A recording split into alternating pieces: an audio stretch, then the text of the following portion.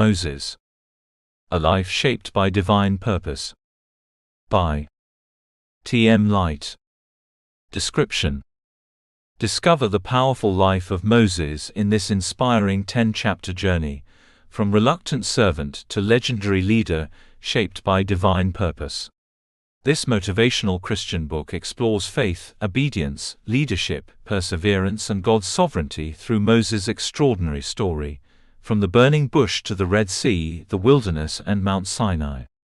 Learn how God uses ordinary people, failures, and waiting seasons to accomplish extraordinary plans. Perfect for readers seeking spiritual growth, encouragement, and a deeper understanding of God's purpose for their lives. A timeless reminder that a surrendered life can become a powerful instrument in God's hands. Chapter outline. Introduction: the extraordinary journey of an ordinary man. Chapter 1: Born for a purpose. Chapter 2: Between two worlds. Chapter 3: Failure, flight, and preparation. Chapter 4: The burning bush encounter. Chapter 5: Confronting Pharaoh. Chapter 6: The power of God's deliverance. Chapter 7: Crossing the Red Sea. Chapter 8: Leading a difficult people. Chapter 9: Receiving the law and building a nation. Chapter 10: The final journey and lasting legacy. Conclusion: the enduring impact of divine purpose. Introduction: the extraordinary journey of an ordinary man. There are certain lives that continue to inspire people long after the passage of centuries. These are lives that transcend history and become timeless examples of courage, faith, and purpose. Among such lives stands Moses, one of the most influential figures in biblical history. His story is not simply a record of events from the distant past. It is a powerful testimony of what can happen when an ordinary person is shaped by the hand of God for an extraordinary purpose. The story of Moses has captivated hearts and minds for generations because it speaks to one of humanity's deepest questions: does my life have a purpose? Many people spend years searching for meaning, direction, and significance. They wonder whether their struggles matter, whether their failures have disqualified them from success, and whether they are capable of accomplishing something greater than themselves. The life of Moses provides profound answers to these questions. What makes Moses such a remarkable figure is not merely the greatness of his achievements, but the humility of his beginnings. He was not born into ideal circumstances. He entered a world marked by oppression, fear, and uncertainty. His people, the Israelites, were living as slaves in Egypt under the rule of a powerful Pharaoh who viewed them as a threat. Their cries for freedom seemed to go unanswered, and their future appeared bleak. Yet even in the midst of darkness, God was at work. The story of Moses begins with a miracle of preservation. At a time when Hebrew baby boys were being condemned to death by royal decree, Moses was spared through a series of remarkable events that could only have been orchestrated by divine providence. What appeared to be a desperate situation became the foundation of a greater plan. From the very beginning, God was guiding Moses' life, even when no one could fully understand what lay ahead. This truth is both comforting and inspiring. Often, we cannot see the purpose behind our circumstances. We encounter difficulties, setbacks, disappointments, and seasons of waiting that leave us confused and discouraged. Yet the story of Moses reminds us that God's purposes are often unfolding behind the scenes. What seems like an obstacle today may become the very pathway to tomorrow's blessing. As Moses grew, he found himself living between two worlds. Raised in Pharaoh's palace, he enjoyed privileges that few could imagine. Yet he never completely lost awareness of his Hebrew identity. He carried within him a sense that he belonged to something greater than the luxury and comfort surrounding him. This internal struggle would eventually become a defining part of his journey. Many people today can relate to this feeling. There are moments when we sense that we were created for more than our current circumstances. Deep within our hearts, there is often a desire to make a difference, to fulfill a purpose, and to leave a positive impact on the lives of others. Yet discovering that purpose is rarely a simple process. Like Moses, we may find ourselves navigating uncertainty, confusion, and difficult choices before we fully understand our calling. One of the most encouraging aspects of Moses' story is that it includes failure. Too often, people assume that great leaders are individuals who never make mistakes. Moses proves otherwise. In a moment of anger and impulsiveness, he made a decision that forced him to flee Egypt and leave behind everything he had known. His dreams appeared shattered. His future seemed uncertain. The man who would one day lead a nation became a shepherd in the wilderness. For many people, this would have been the end of the story. Yet for Moses, it was only the beginning. God has a remarkable way of using seasons of disappointment as opportunities for preparation. The wilderness that seemed like a place of defeat became the training ground where Moses developed the character, humility, patience, and dependence upon God that would later define his leadership. The years that appeared wasted were actually years of divine preparation. This lesson is particularly important for anyone who feels stuck, overlooked, or forgotten. Modern society often celebrates immediate success and visible accomplishments. We are encouraged to pursue quick results and instant recognition. However, the life of Moses teaches us that God's timing is different from human timing. Sometimes the greatest growth occurs during seasons when nothing seems to be happening. Sometimes preparation is more important than promotion. When Moses encountered God at the burning bush, he was already 80 years old. Many people today would consider that age far beyond the time for beginning a significant mission. Yet God saw things differently. The years Moses spent in obscurity had prepared him for the task ahead. His greatest assignment was not behind him, but in front of him. This truth offers tremendous hope. No matter a person's age, background, or circumstances, it is never too late for God to work through their life. Divine purpose is not limited by human expectations. God can call people from unexpected places and use them in ways they never imagined. As the story unfolds, Moses becomes a leader of extraordinary influence. He confronts Pharaoh, witnesses miraculous displays of God's power, leads the Israelites out of slavery, and guides them through the wilderness toward the Promised Land. Yet his journey is far from easy. He faces opposition from enemies, criticism from his own people, personal disappointments, and moments of intense pressure. Despite these challenges, Moses perseveres because he learns a crucial truth: success is not about relying on personal strength alone. It is about trusting God's strength. Again and again, Moses discovers that God is faithful even when circumstances seem impossible. This theme of faith runs throughout his life. Faith enabled Moses to move forward when the future was uncertain. Faith gave him courage when fear threatened to overwhelm him. Faith allowed him to stand before Pharaoh despite overwhelming odds. Faith sustained him through decades of leadership challenges. Alongside faith, obedience emerges as another central theme. Moses did not always understand God's instructions, but he learned to follow them. His obedience opened the door for God to accomplish miracles that changed the course of history. His story reminds us that obedience is not merely about following rules. It is about trusting the wisdom and guidance of God, even when we cannot see the full picture.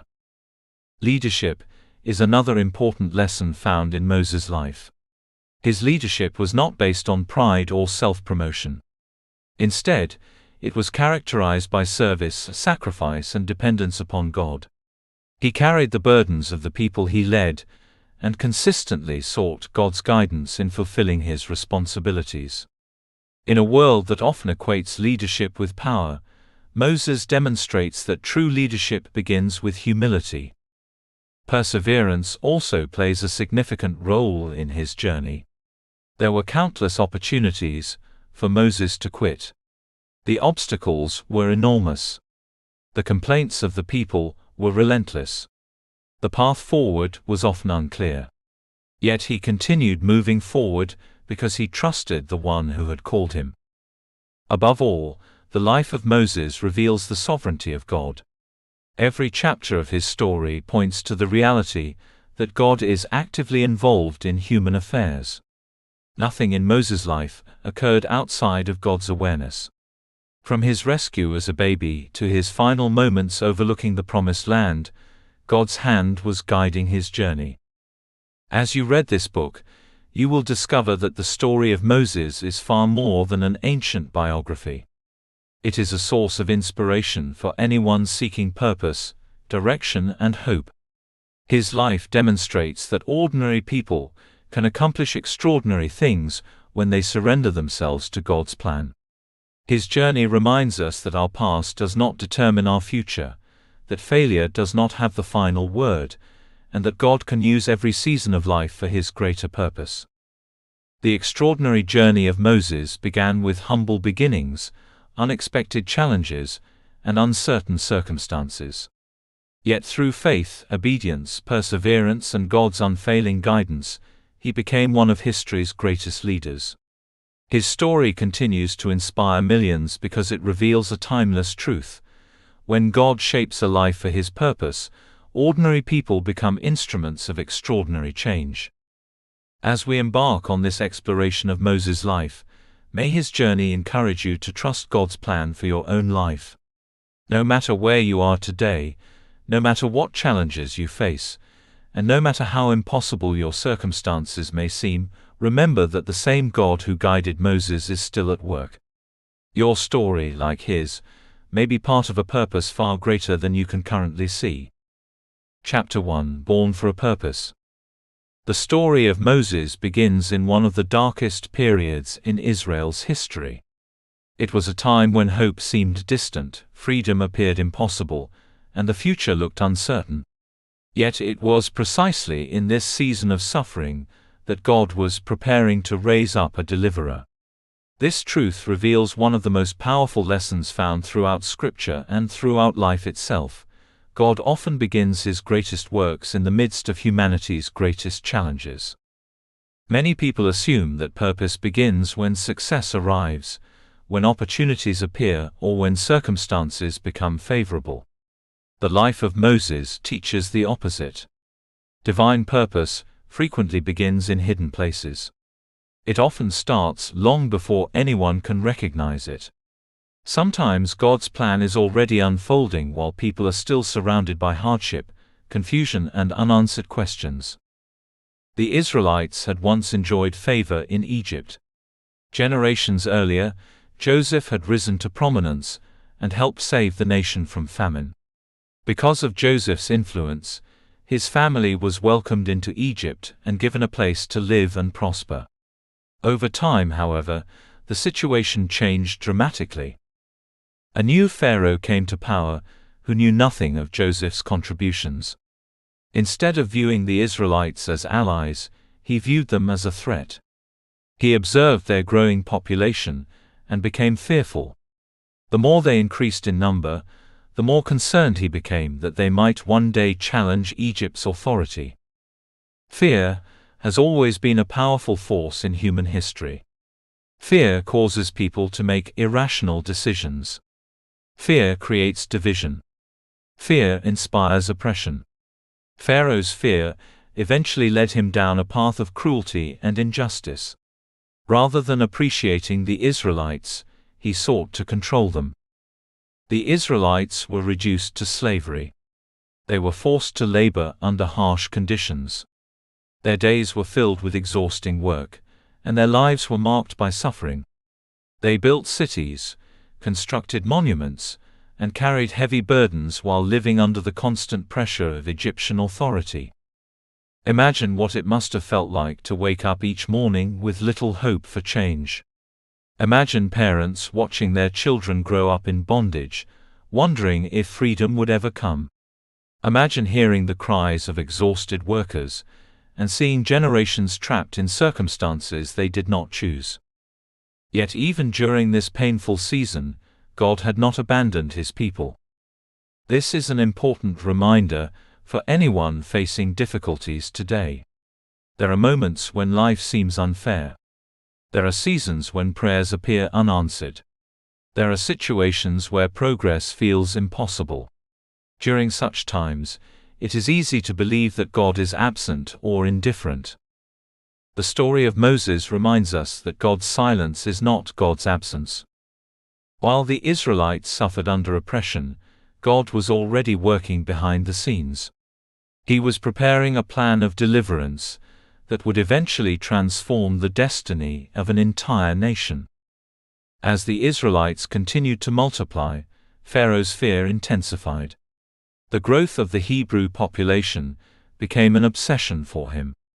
Determined to stop their increase, he issued a horrifying decree. Every Hebrew baby boy was to be killed. This order was more than an act of political control.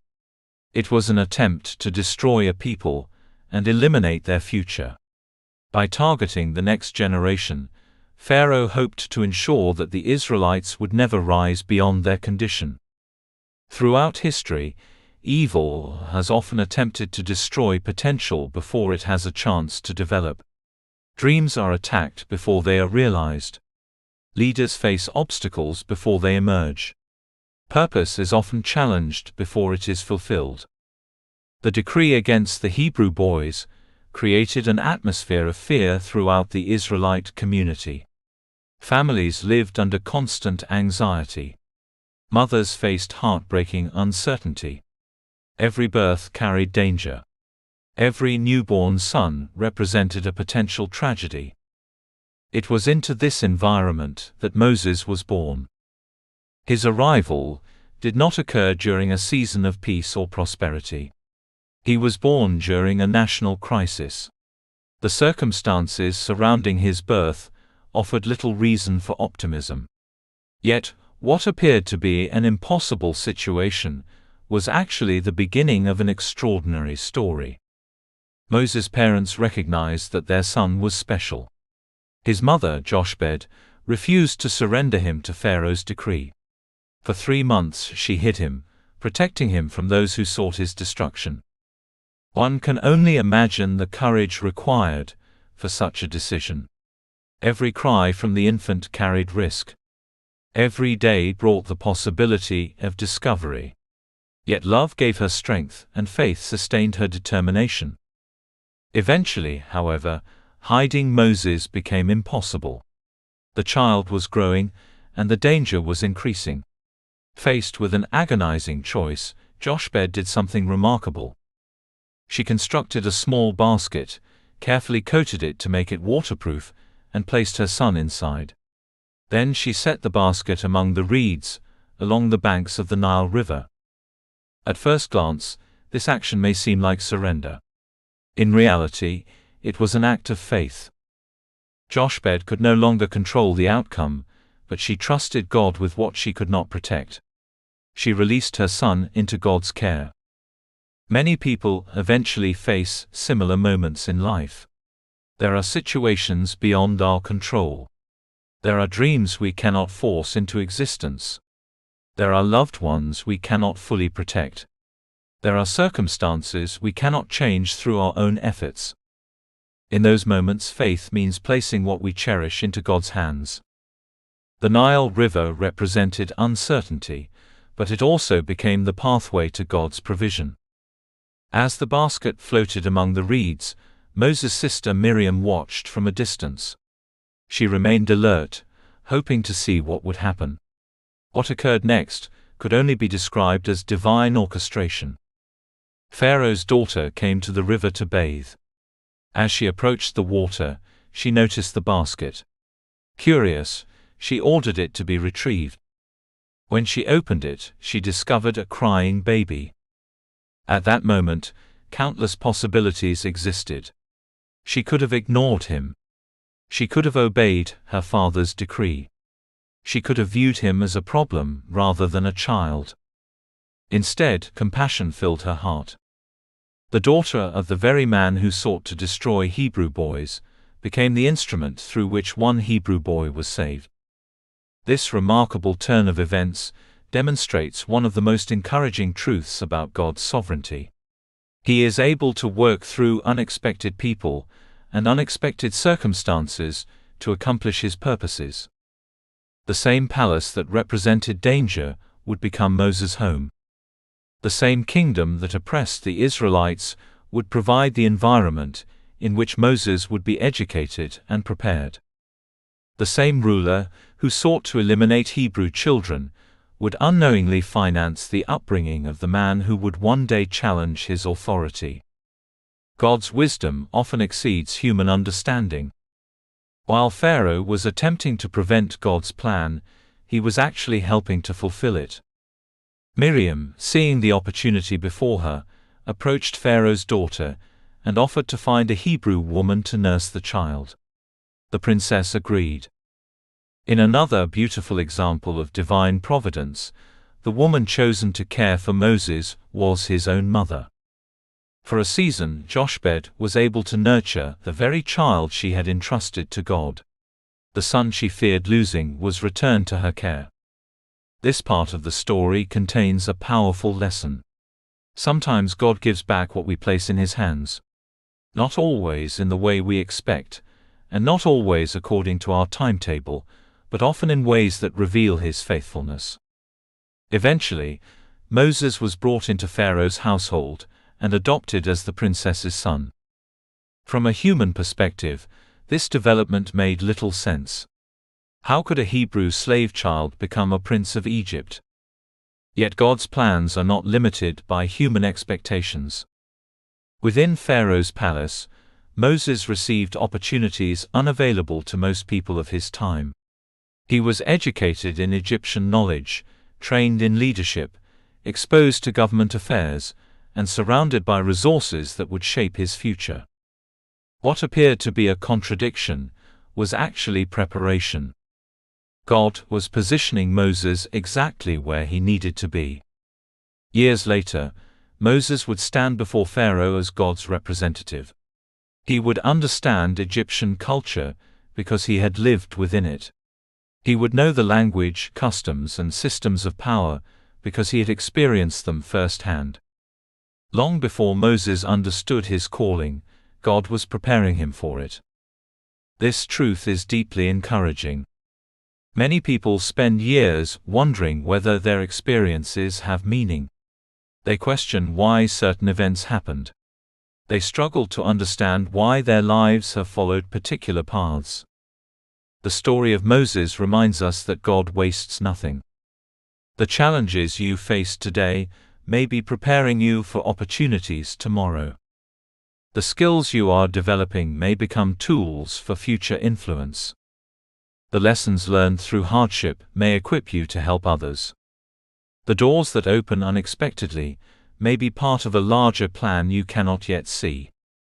Moses certainly did not understand his destiny as a child floating in a basket on the Nile.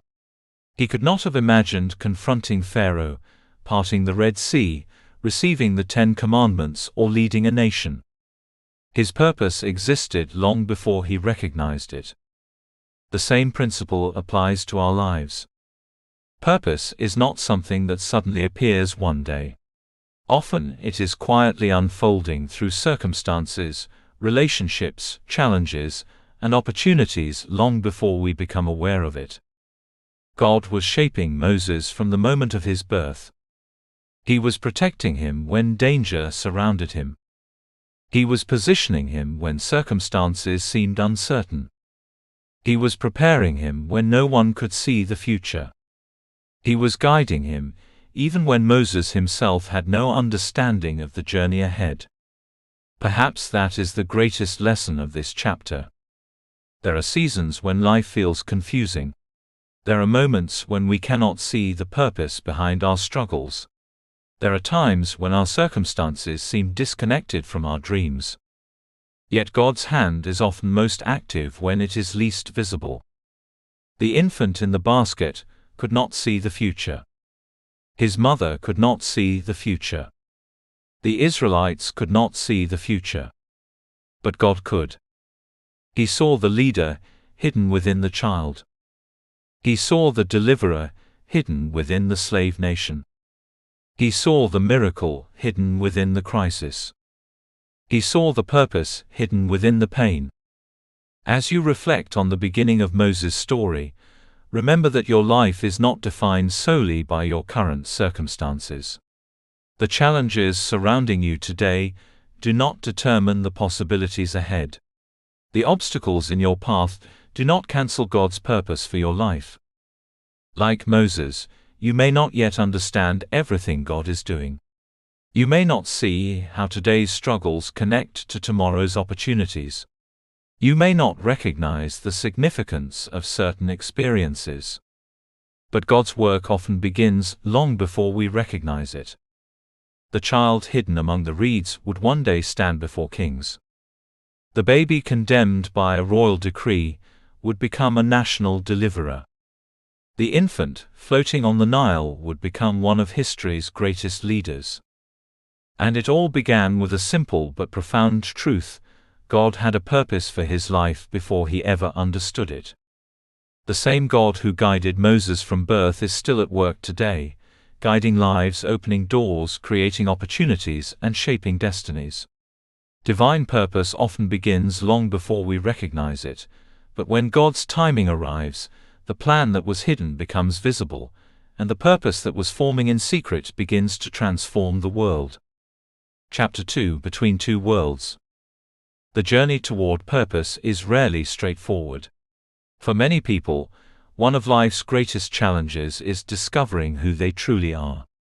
Before anyone can effectively fulfill a calling, they must first understand their identity. They must come to terms with their background, their experiences, their strengths, their weaknesses, and the unique role God has designed for them to play. This truth is vividly illustrated in the life of Moses. After his miraculous rescue from the Nile River and his adoption into Pharaoh's household, Moses entered a world that few Hebrew children could ever imagine. The child who had been born under a death sentence was now growing up within the walls of the most powerful palace in Egypt. He was surrounded by luxury, privilege, education, and influence. He had access to opportunities that were unavailable to the vast majority of people living during his time.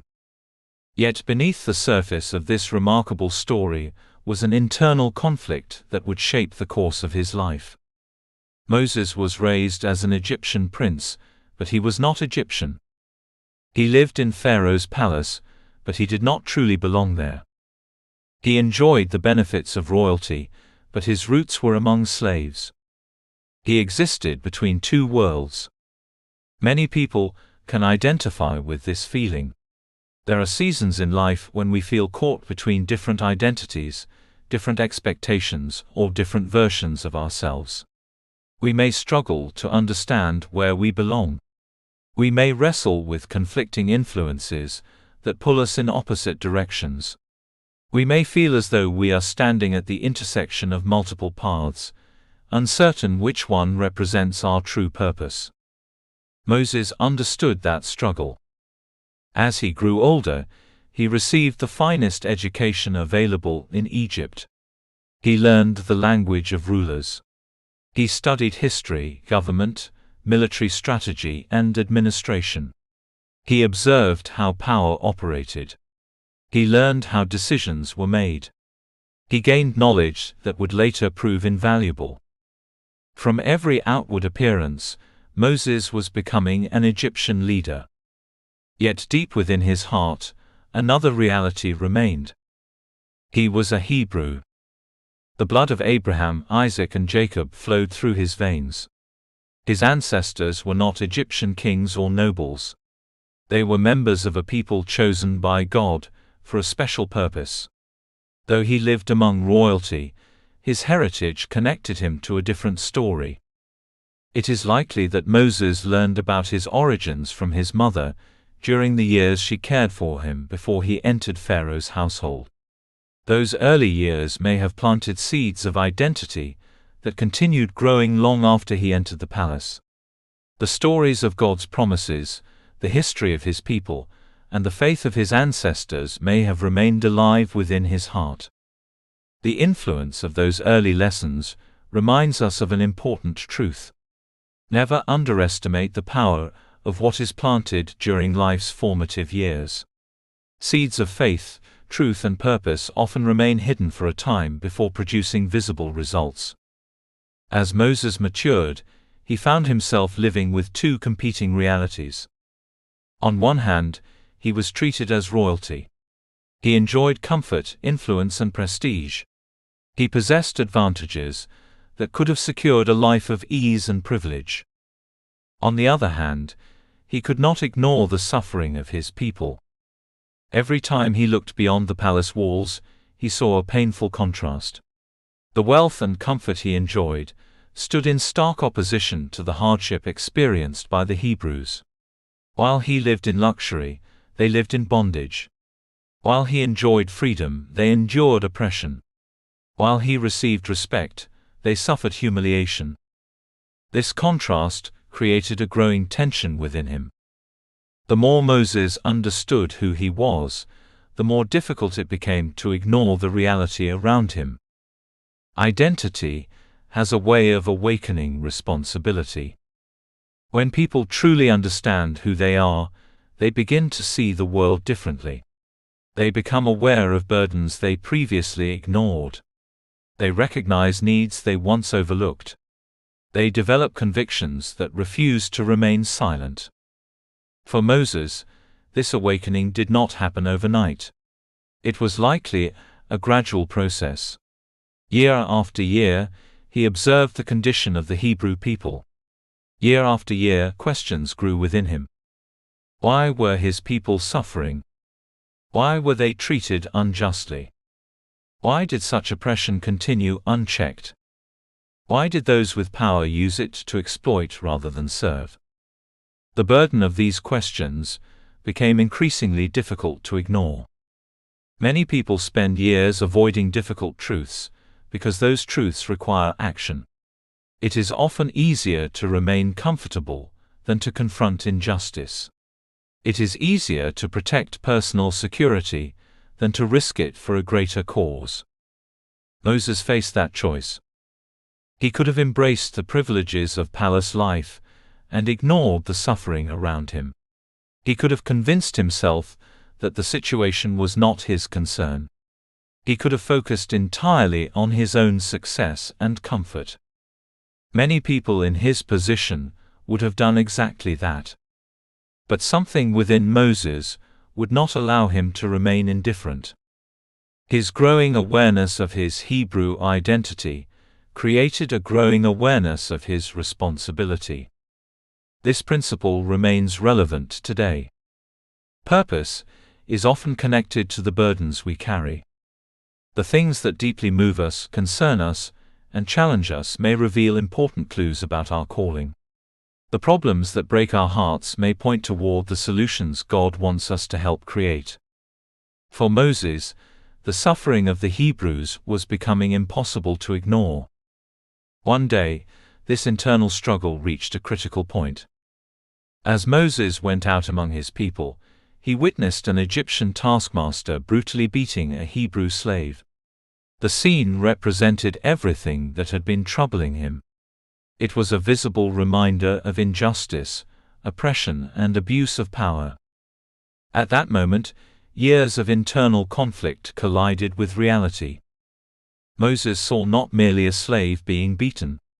He saw one of his own people suffering under an unjust system. The incident stirred something powerful within him. His anger rose. His sense of justice erupted. His frustration with oppression reached a breaking point. Unfortunately, the response that followed was driven more by emotion than wisdom. Moses killed the Egyptian. This moment would become one of the defining turning points in his life. It reveals an important truth about purpose and identity. Even when our motives are noble, acting outside of God's timing can create painful consequences. Moses was right to care about justice. He was right to be troubled by oppression. He was right to identify with his people. But he attempted to solve the problem through his own strength, rather than through God's plan. Many people make similar mistakes. They recognize a genuine need. They feel a legitimate burden.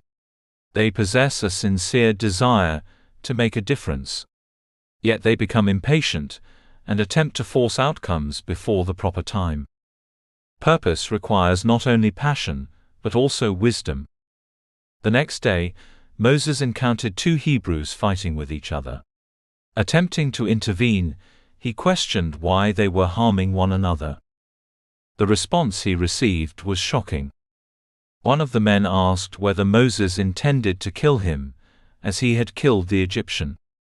In that instant, Moses realized that his actions were no longer secret. Fear immediately replaced confidence. Everything changed. The palace that had once provided security now became dangerous. Pharaoh learned of the incident and sought to kill Moses. The prince who had enjoyed privilege and influence suddenly became a fugitive. His life was turned upside down. The man who seemed destined for greatness was forced to flee into the wilderness. At first glance, this chapter of Moses' life appears tragic. His future seemed ruined.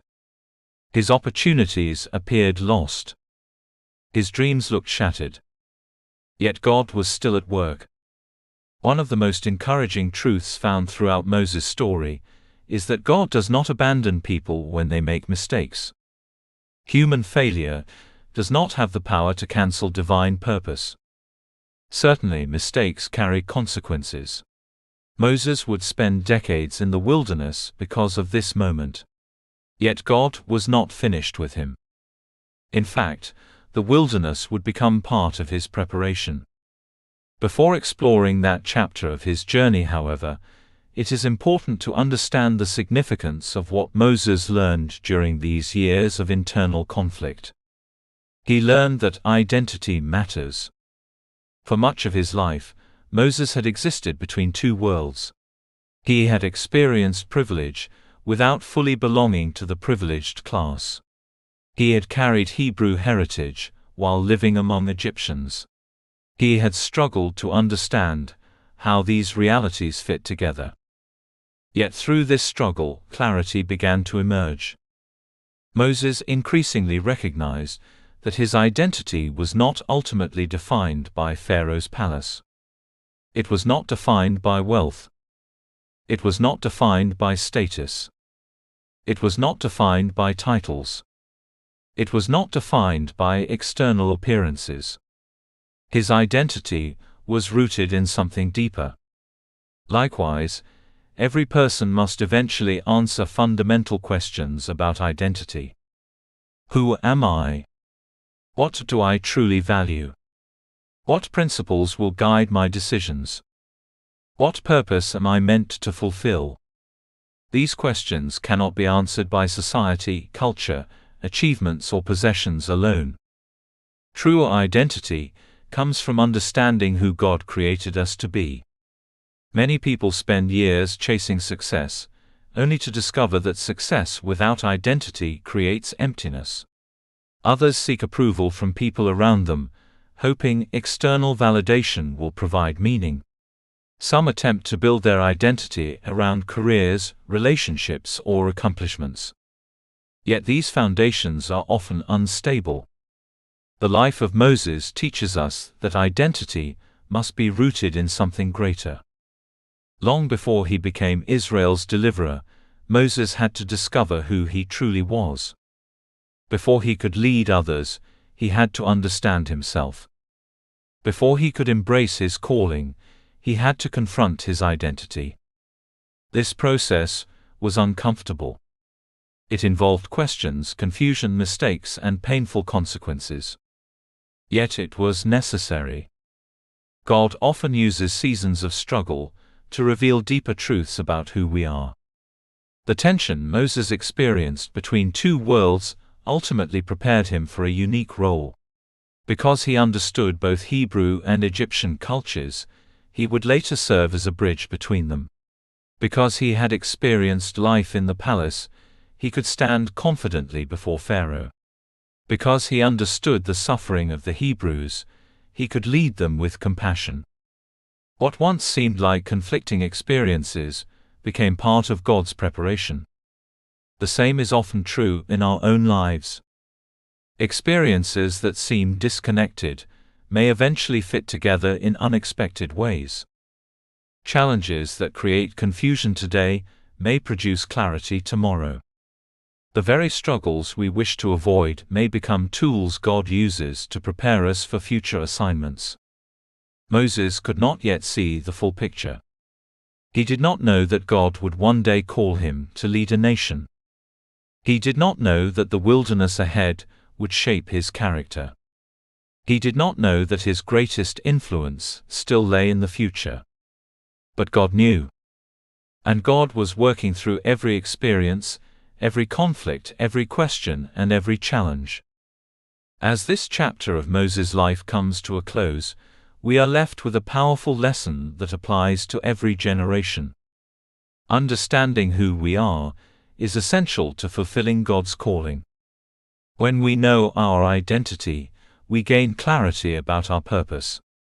When we understand our values, we make wiser decisions. When we embrace who God created us to be, we become less dependent on the approval of others.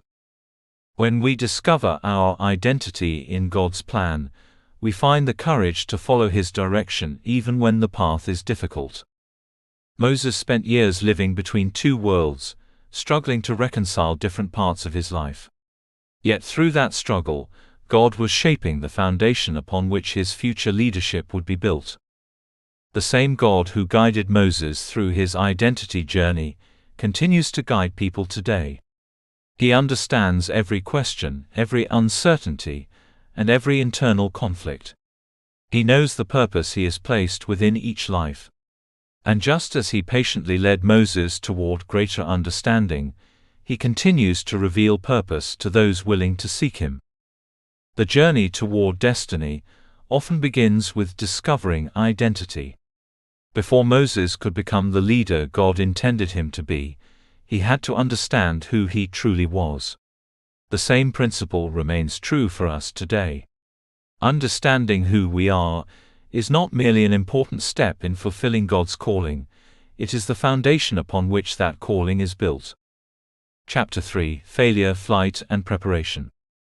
There are moments in every human life that feel like endings, even when they are not. Moments when everything you thought you were building suddenly collapses. Moments when one decision changes the direction of your entire future. Moments when you look at your circumstances and wonder whether you have disqualified yourself from the purpose you once believed you carried. The story of Moses in this chapter is one of those defining moments, but it is also a powerful reminder that what looks like failure in the human timeline is often preparation in God's timeline. Moses had grown up between two worlds, carrying the privileges of Egypt while sensing the burden of his Hebrew identity. That internal tension eventually led him to a breaking point. After witnessing the oppression of his people and the cruelty of an Egyptian taskmaster, something within him snapped. Years of suppressed emotion, unresolved identity, and righteous anger collided in a single moment. In that moment, Moses acted. He killed the Egyptian taskmaster. At first glance, this action may seem like a heroic defense of justice, but the truth is more complicated. Moses was not yet a man fully shaped by wisdom. He was passionate but not yet refined. He was aware of injustice, but not yet trained in divine timing. He had a heart for his people, but he had not yet learned how to align that heart with God's method and God's process. And this is where many people in life find themselves. Passion without direction can become destructive. Desire without discipline can lead to regret. Vision without preparation can collapse under pressure. Moses had a calling on his life, but calling alone is not enough to sustain destiny. There must also be maturity, timing, and alignment with God's instruction. The next day, Moses attempted to intervene again when he saw two Hebrews fighting. He expected recognition, perhaps even gratitude.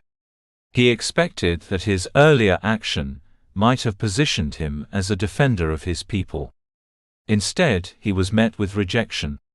One of the men confronted him directly, exposing what Moses had done in secret. The words struck like a blow, the truth was out. Fear entered Moses' heart. For the first time since his adoption into Pharaoh's household, Moses was no longer safe. The palace that once sheltered him now became a place of danger. Pharaoh, upon hearing what Moses had done, sought to kill him. The man who once lived as a prince was suddenly declared a fugitive. The life he knew, the identity he had formed, and the future he may have imagined all collapsed in a moment. So Moses fled.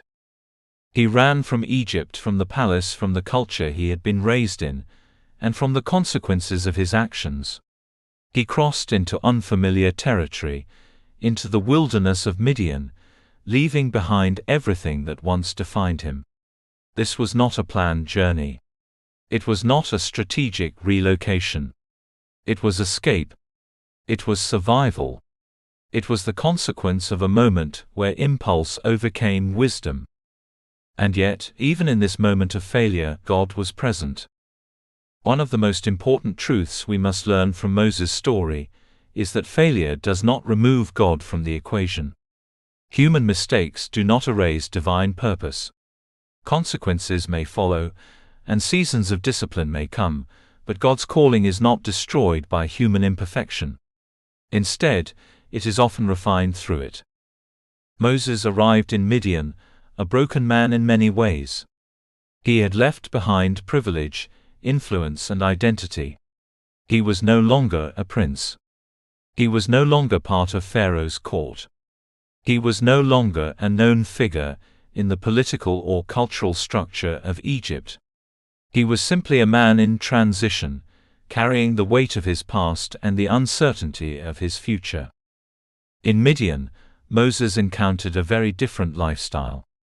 He came to a well, tired and alone, and there he met the daughters of Jethro, a priest of Midian.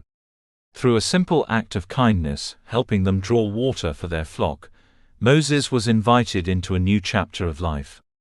This moment, though seemingly ordinary, marked the beginning of a long season of obscurity. Moses eventually stayed with Jethro, married his daughter Zipporah, and became a shepherd. This transition from prince to shepherd is one of the most dramatic shifts in identity recorded in Scripture. He went from living in luxury to living in the wilderness.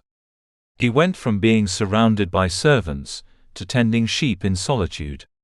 He went from political significance to quiet obscurity. Many people struggle deeply with seasons like this. When life moves from visibility to invisibility. When recognition is replaced with anonymity. When influence seems to fade. When dreams feel paused. When progress feels invisible. These seasons test the human spirit in profound ways. Moses spent 40 years in Midian as a shepherd. 40 years is not a short pause. It is a generation. It is enough time for dreams to feel distant. It is enough time for questions to arise. It is enough time for a person to wonder whether their previous life even mattered. During these years, Moses likely reflected on everything that had happened. He may have thought about his decision in Egypt. He may have questioned whether he had misunderstood his calling. He may have wondered whether his life had been wasted. He may have felt the weight of regret as he tended sheep in the quiet wilderness. But what Moses could not see was that God was still working. This is one of the most powerful truths in this chapter. God does some of his deepest work in seasons that feel the most unproductive. The wilderness was not wasted time. It was preparation. While Moses was tending sheep, God was shaping a leader. While Moses was living in obscurity, God was building character. While Moses was away from public influence, God was developing humility. While Moses was in isolation, God was teaching dependence. The palace of Egypt had taught Moses leadership, strategy, and structure, but the wilderness of Midian would teach him something far more important: surrender. In Egypt, Moses learned how to lead people. In Midian, he learned how to depend on God. Both were necessary for his calling. Many people desire promotion but resist preparation. They want influence but reject obscurity. They want visibility but avoid hidden seasons. Yet the truth is that preparation often happens away from applause. Growth often occurs in silence. Character is often formed in seasons when no one is watching. Moses' experience in Midian was not accidental. It was intentional, in the eyes of God. God was not punishing Moses, he was preparing him. This distinction is crucial. There is a difference between punishment and preparation. Punishment is destructive and without purpose. Preparation, however, is intentional and transformative. One breaks down, the other builds up. One destroys identity, the other strengthens it. Moses needed to be shaped in ways that Egypt could not accomplish. The palace had given him education, but the wilderness would give him endurance. Egypt had given him power, but Midian would give him patience. Pharaoh's court had given him status, but sheepfolds would give him humility. Shepherding, in particular, carried deep significance. It required patience. It required attention. It required long hours of quiet responsibility. It required learning how to guide, protect and care for something vulnerable. In many ways, this season was training Moses to become the kind of leader who could guide an entire nation through the wilderness. God often prepares leaders in environments that mirror their future responsibilities. Before leading people, Moses learned to lead sheep. Before governing a nation, he learned responsibility in isolation. Before confronting kings, he learned obedience in obscurity. What seemed like demotion was actually development. It is easy to misunderstand seasons like this in life. When progress slows, when doors close, when recognition fades, and when life feels hidden, it is natural to assume something has gone wrong. But Moses' life teaches us to reconsider that assumption. Not every delay is denial. Not every setback is failure. Not every silence is absence. Sometimes God is doing His most important work when nothing visible is happening. The years in Midian also served another purpose: healing. Moses had left Egypt in fear. He had left in confusion. He had left, carrying the weight of failure and consequences. But healing takes time. Emotional wounds do not heal overnight. Identity struggles do not resolve instantly. Internal conflict does not disappear without processing. The wilderness provided space for Moses to heal. Away from pressure. Away from expectations. Away from the identity he had lost. In that quiet place, God began rebuilding him. This rebuilding process is something many people experience, but often do not recognize. After failure, after disappointment, after transition, there is often a season where God slowly restores confidence, reshapes identity, and renews purpose. Moses did not yet know that he was being prepared to confront Pharaoh again. He did not know that his greatest assignment still lay ahead. He did not know that the same God who allowed him to flee Egypt would one day send him back with authority. But God knew. And God was not finished. This chapter of Moses' life challenges the common belief that failure is final. It reminds us that mistakes do not cancel divine purpose.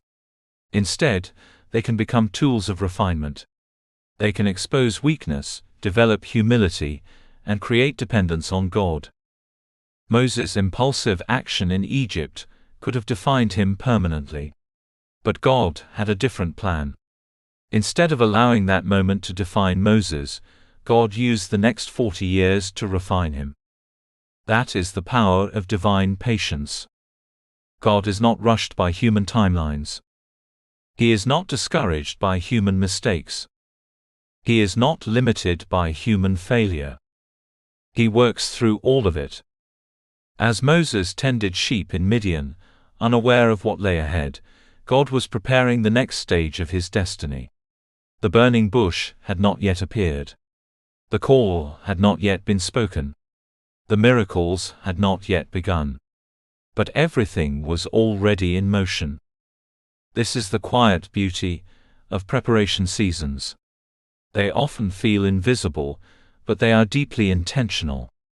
They are shaping the future in ways that cannot yet be seen. Moses would eventually return to Egypt. He would eventually confront Pharaoh again. He would eventually lead a nation out of slavery. He would eventually stand as one of the most significant leaders in human history. But none of that would have been possible without Midian. Without the wilderness. Without the waiting. Without the failure that led him there. The life of Moses teaches us a profound and deeply encouraging truth. Failure does not cancel God's purpose, it often refines it. What looks like the end of the story is often only the beginning of preparation. Chapter 4: The Burning Bush Encounter. There are moments in life that divide everything into before and after.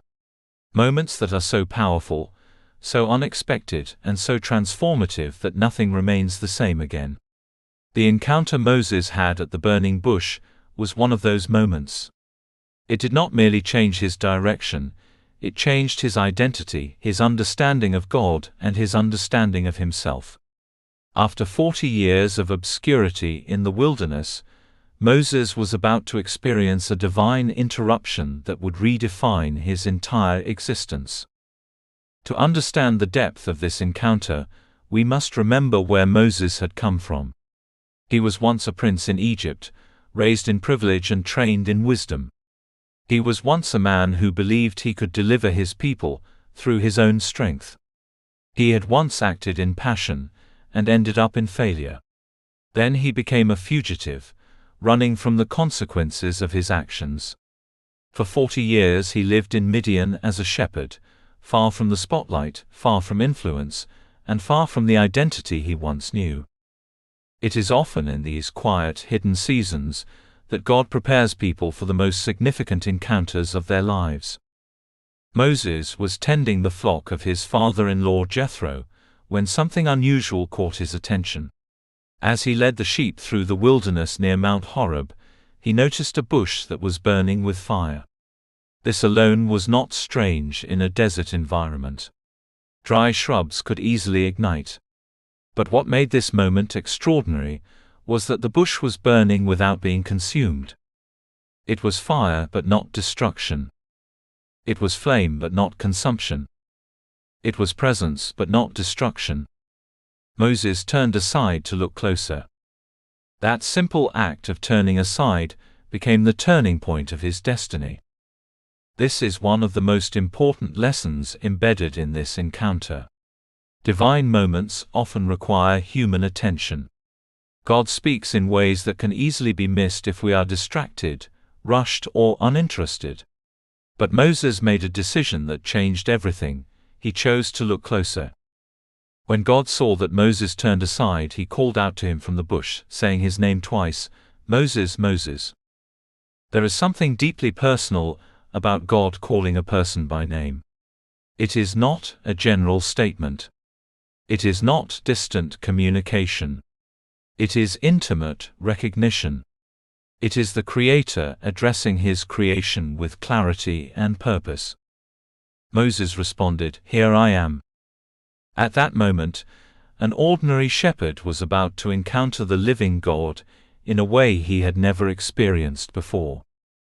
God instructed Moses to remove his sandals because the place where he stood was holy ground.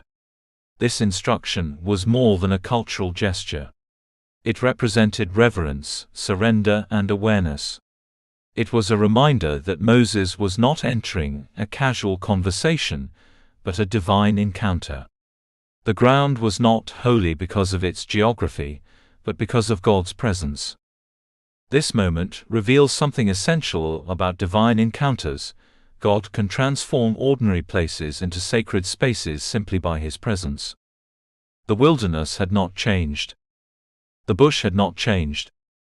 But everything was different because God was there. Then God spoke words that must have shaken Moses to his core. He revealed that he had seen the suffering of his people in Egypt. He had heard their cries. He was aware of their pain. And now, he was sending Moses to deliver them. Imagine the weight of that assignment. Moses, the man who had fled Egypt. Moses, the man who had failed in his earlier attempt to defend his people. Moses, the man who had spent 40 years in obscurity. Now being told that he was the chosen instrument for deliverance. This is where the tension of the story intensifies.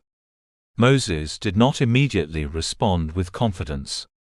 Instead, he responded with doubt. Who am I that I should go to Pharaoh? This question reveals something deeply human. When God calls people into purpose, the first reaction is often not confidence but insecurity. We become aware of our limitations. We remember our failures. We focus on our weaknesses. Moses was no different. He did not see himself as a deliverer. He saw himself as a shepherd in exile. But God's response was not to emphasize Moses' ability. Instead, God emphasized his presence. I will be with you. This is one of the most powerful statements in Scripture. It shifts the focus from human ability to divine presence. The success of Moses' mission would not depend on his strength, but on God's companionship. This truth applies to every calling in life.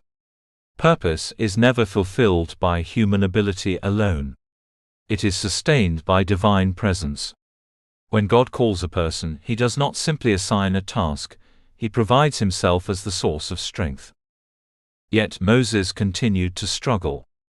He asked God what he should say when the Israelites asked who sent him. He feared rejection. He feared disbelief. He feared being dismissed. God responded by revealing His name, I am Whoiam. This declaration is profound. It reveals God as self-existent, eternal, and unchanging. He is not defined by circumstances. He is not limited by time. He is not dependent on anything outside Himself. He simply is. This name was not only a revelation to Moses, but a foundation for his mission. He was not going in his own authority. He was going in the authority of the eternal God. Even after this revelation, Moses continued to express doubt. He questioned whether the people would believe him. He pointed out his lack of eloquence. He reminded God that he was not skilled in speech. In response, God reminded Moses that He was the creator of human ability. He assured Moses that He would provide words and guidance. Still, Moses hesitated. Eventually, he asked God to send someone else. This moment is deeply relatable. Many people experience a similar struggle when confronted with a calling that feels overwhelming. They feel unqualified. They feel unprepared. They feel inadequate. They look at others and assume someone else would be better suited for the task. But God does not measure readiness the way humans do. God does not choose based on perfection. He chooses based on willingness. Despite Moses' resistance, God did not withdraw the assignment. Instead, He accommodated Moses by appointing Aaron as his spokesperson. Even in Moses' weakness, God remained patient. He worked with Moses' limitations while still advancing his purpose. This reveals something essential about God's character. God is not discouraged by human weakness. He is not surprised by human hesitation. He is not limited by human insecurity. Instead, he patiently works through imperfect people to accomplish perfect plans. Moses eventually returned to Egypt, not because he felt fully confident, but because he accepted the assignment. The burning bush encounter had transformed him. He was no longer simply a shepherd in Midian. He was now a man carrying divine instruction. The significance of the burning bush cannot be overstated. It represents a moment where heaven intersected with earth, where divine purpose interrupted human routine, and where ordinary life was transformed by extraordinary calling. The bush burned but was not consumed. This imagery is powerful. It suggests that God's presence does not destroy, it sustains. It does not diminish, it empowers. It does not consume life, it gives life. Moses learned that God's presence can exist within the ordinary, without destroying it. The bush remained a bush, yet it was filled with fire. In the same way, Moses would remain Moses, yet be filled with divine purpose. This encounter also teaches us about attention. Moses would not have experienced this moment if he had ignored the burning bush. It was his willingness to turn aside that opened the door to revelation. Many divine opportunities are missed not because God is silent, but because people are distracted. Life is filled with burning bushes. Moments of invitation. Moments of insight. Moments of calling. But they require attention. They require curiosity. They require willingness to stop and look closer. Another profound aspect of this encounter is Moses' transformation of identity. For 40 years, he had identified as a shepherd in exile. But God saw him differently. God saw him as a deliverer. God saw him as a leader.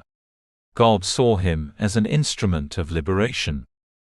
This contrast between self-perception and divine perception is one of the most important themes in this chapter.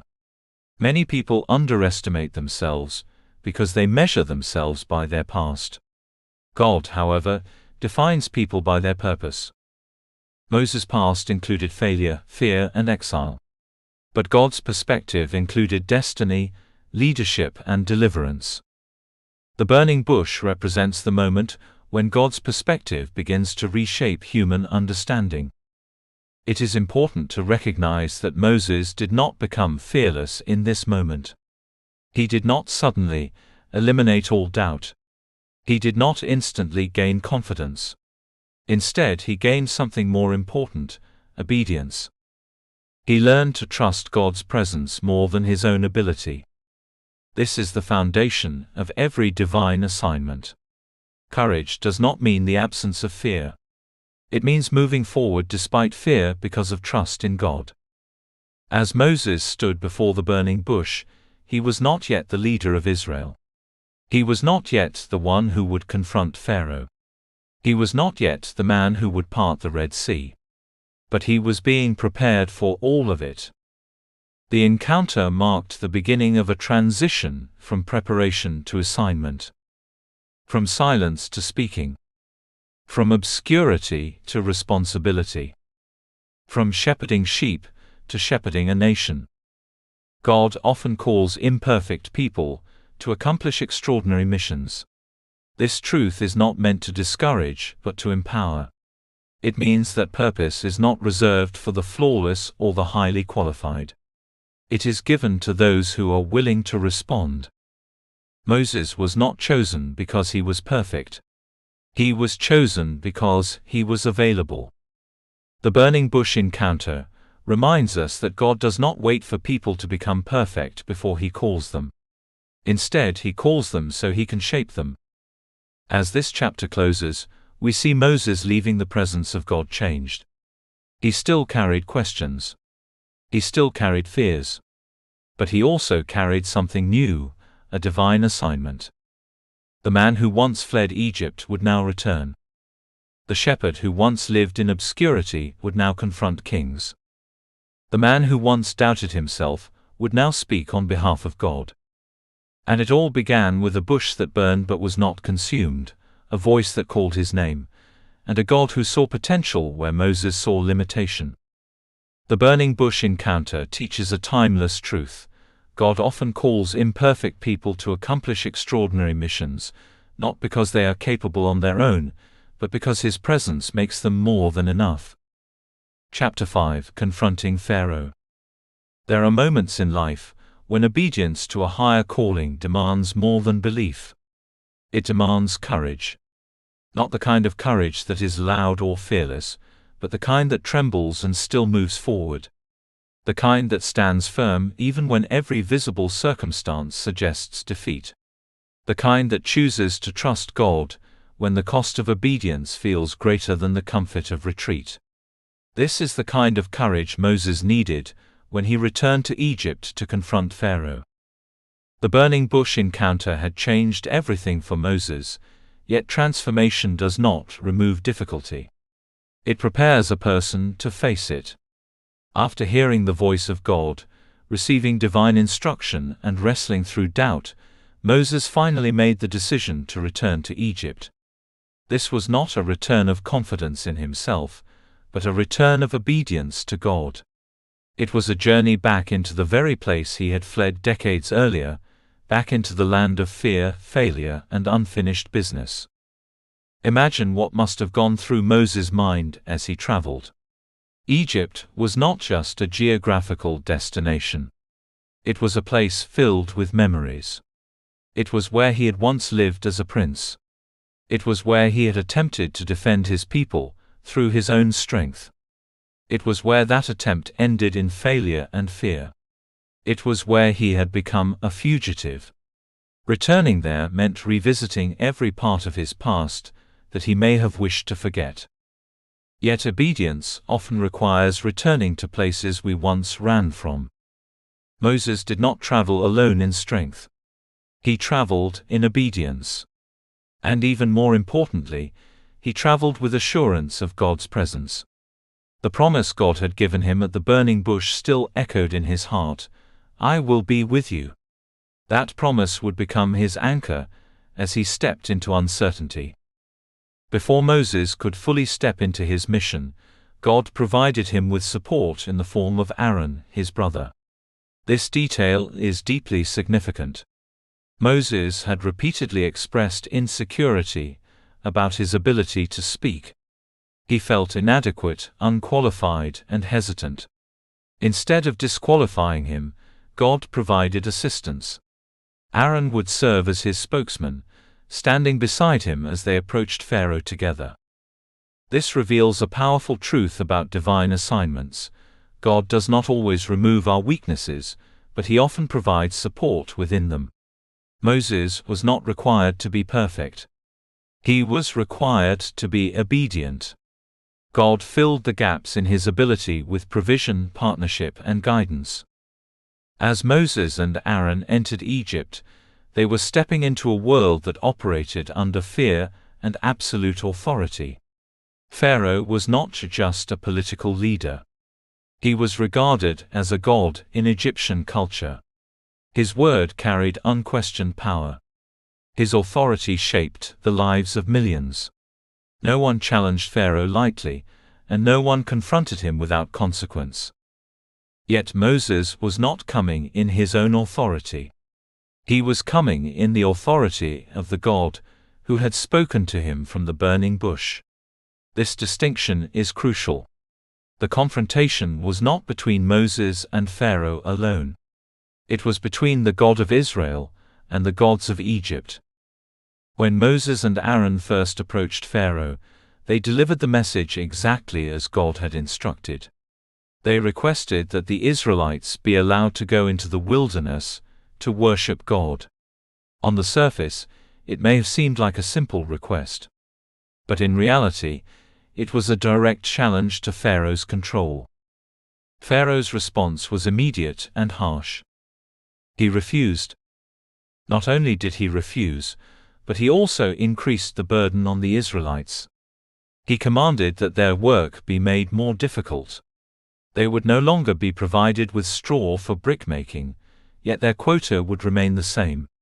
This decision intensified their suffering and created deeper frustration among the Hebrew people. Instead of liberation, the initial confrontation brought greater oppression. This is where many people struggle in their journey of obedience. They expect immediate success when they follow God's instruction. They assume that obedience will produce instant relief. But often, obedience initially leads to resistance. The situation may even appear worse before it improves. Moses experienced this firsthand. He had obeyed God's command, yet the results seemed negative. The people he was sent to rescue were now suffering more than before.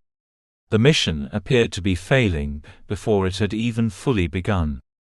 This is where faith is tested at its deepest level. Faith is not only trusting God when things improve. It is trusting Him when circumstances worsen. The Israelites themselves began to question Moses. Their hope began to weaken. Their frustration grew. They accused Moses and Aaron of making their situation worse. Instead of seeing Moses as a deliverer, they saw him as a source of increased suffering. This response placed additional emotional pressure on Moses. Not only was he facing opposition from Pharaoh, but he was also facing disappointment from his own people. The weight of leadership became heavy almost immediately. Moses returned to God with questions and frustration.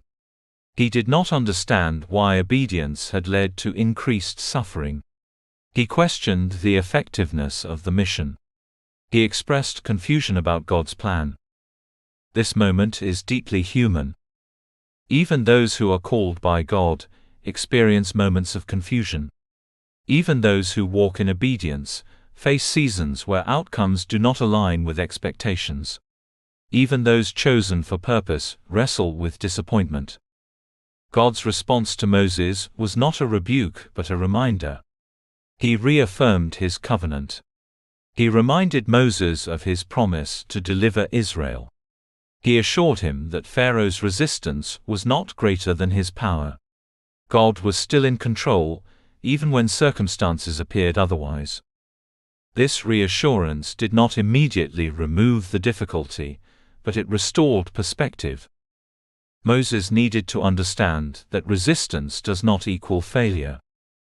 Pharaoh's hardened heart was not evidence that God's plan was weakening. It was evidence that a greater demonstration of power was coming. The resistance itself became part of the process through which God's glory would be revealed. There is a profound truth hidden in this part of the story. Sometimes obstacles are not signs that we are on the wrong path. Sometimes they are confirmation that we are on the right one. If Moses had backed down at the first sign of resistance, the story would have ended prematurely. But obedience requires persistence, especially when results are delayed. God began to demonstrate His power through a series of judgments known as plagues. Each encounter with Pharaoh revealed not only Pharaoh's stubbornness, but also God's authority over creation. The Nile turned to blood, darkness covered the land, and various disasters struck Egypt. Each event was a direct challenge to the false gods of Egypt, and a declaration of God's supremacy. Yet Pharaoh's heart remained hardened. This repeated resistance can be difficult to understand. Why would someone continue to resist, even when confronted with undeniable evidence? The answer lies in the nature of pride. Pride blinds people to truth. It causes them to resist correction. It hardens the heart against change. Pharaoh's refusal was not simply political. It was spiritual. It represented resistance to surrender. Moses, meanwhile, had to learn how to persist in obedience despite visible setbacks. This is where leadership is refined. It is not refined in moments of success, but in moments of delay, resistance, and uncertainty. Every time Moses stood before Pharaoh, he was exercising courage. Not natural courage, but courage rooted in divine instruction. He was learning to speak, even when outcomes were uncertain. He was learning to obey, even when results were delayed. He was learning to trust God, even when opposition intensified. This kind of courage is not emotional confidence. It is spiritual conviction. One of the most remarkable aspects of Moses' journey is that God did not remove Pharaoh immediately. Instead, he allowed resistance to continue for a season. This allowed both Egypt and Israel to witness the depth of God's power over time, not just in a single moment. Gradual revelation often builds deeper understanding. As Moses continued to confront Pharaoh, he began to grow in authority. Not personal authority, but spiritual authority. Each encounter strengthened his dependence on God. Each setback refined his understanding of obedience. Each delay deepened his patience. Leadership is often developed in environments of pressure. Moses was being shaped not only as a deliverer, but also as a leader who could endure resistance without losing direction. There is a lesson here for anyone pursuing purpose. Obedience does not guarantee immediate success. In fact, obedience often invites opposition. When you step into alignment with God's calling, resistance may increase rather than decrease. But resistance is not rejection. Delay is not denial. Opposition is not defeat. Moses had to learn this repeatedly. Pharaoh's hardened heart forced Moses to depend more deeply on God. Each encounter stripped away reliance on human ability and reinforced reliance on divine power. Moses also had to learn emotional endurance. It is one thing to receive a calling in private. It is another to carry that calling in public opposition. It is one thing to hear God speak at the burning bush. It is another to stand before kings and deliver messages that are rejected. This is where many people struggle in their purpose journey. They are willing to obey when the path is clear, but struggle when the path becomes difficult. Moses' example teaches that obedience is not measured by ease but by persistence. As the confrontation with Pharaoh continued, Moses slowly began to understand a deeper truth. The mission was not ultimately about his success. It was about God's glory. This shift in perspective is critical. When purpose is centered on personal success, setbacks become discouraging.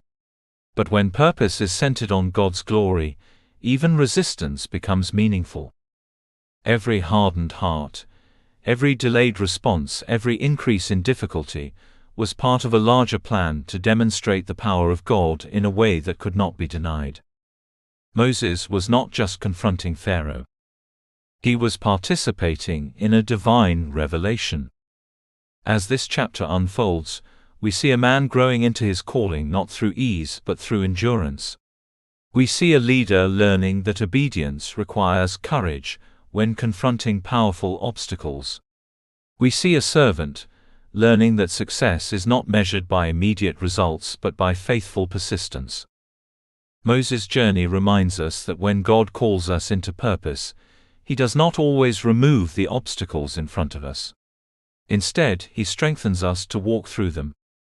And in doing so, He reveals something greater than success. He reveals Himself.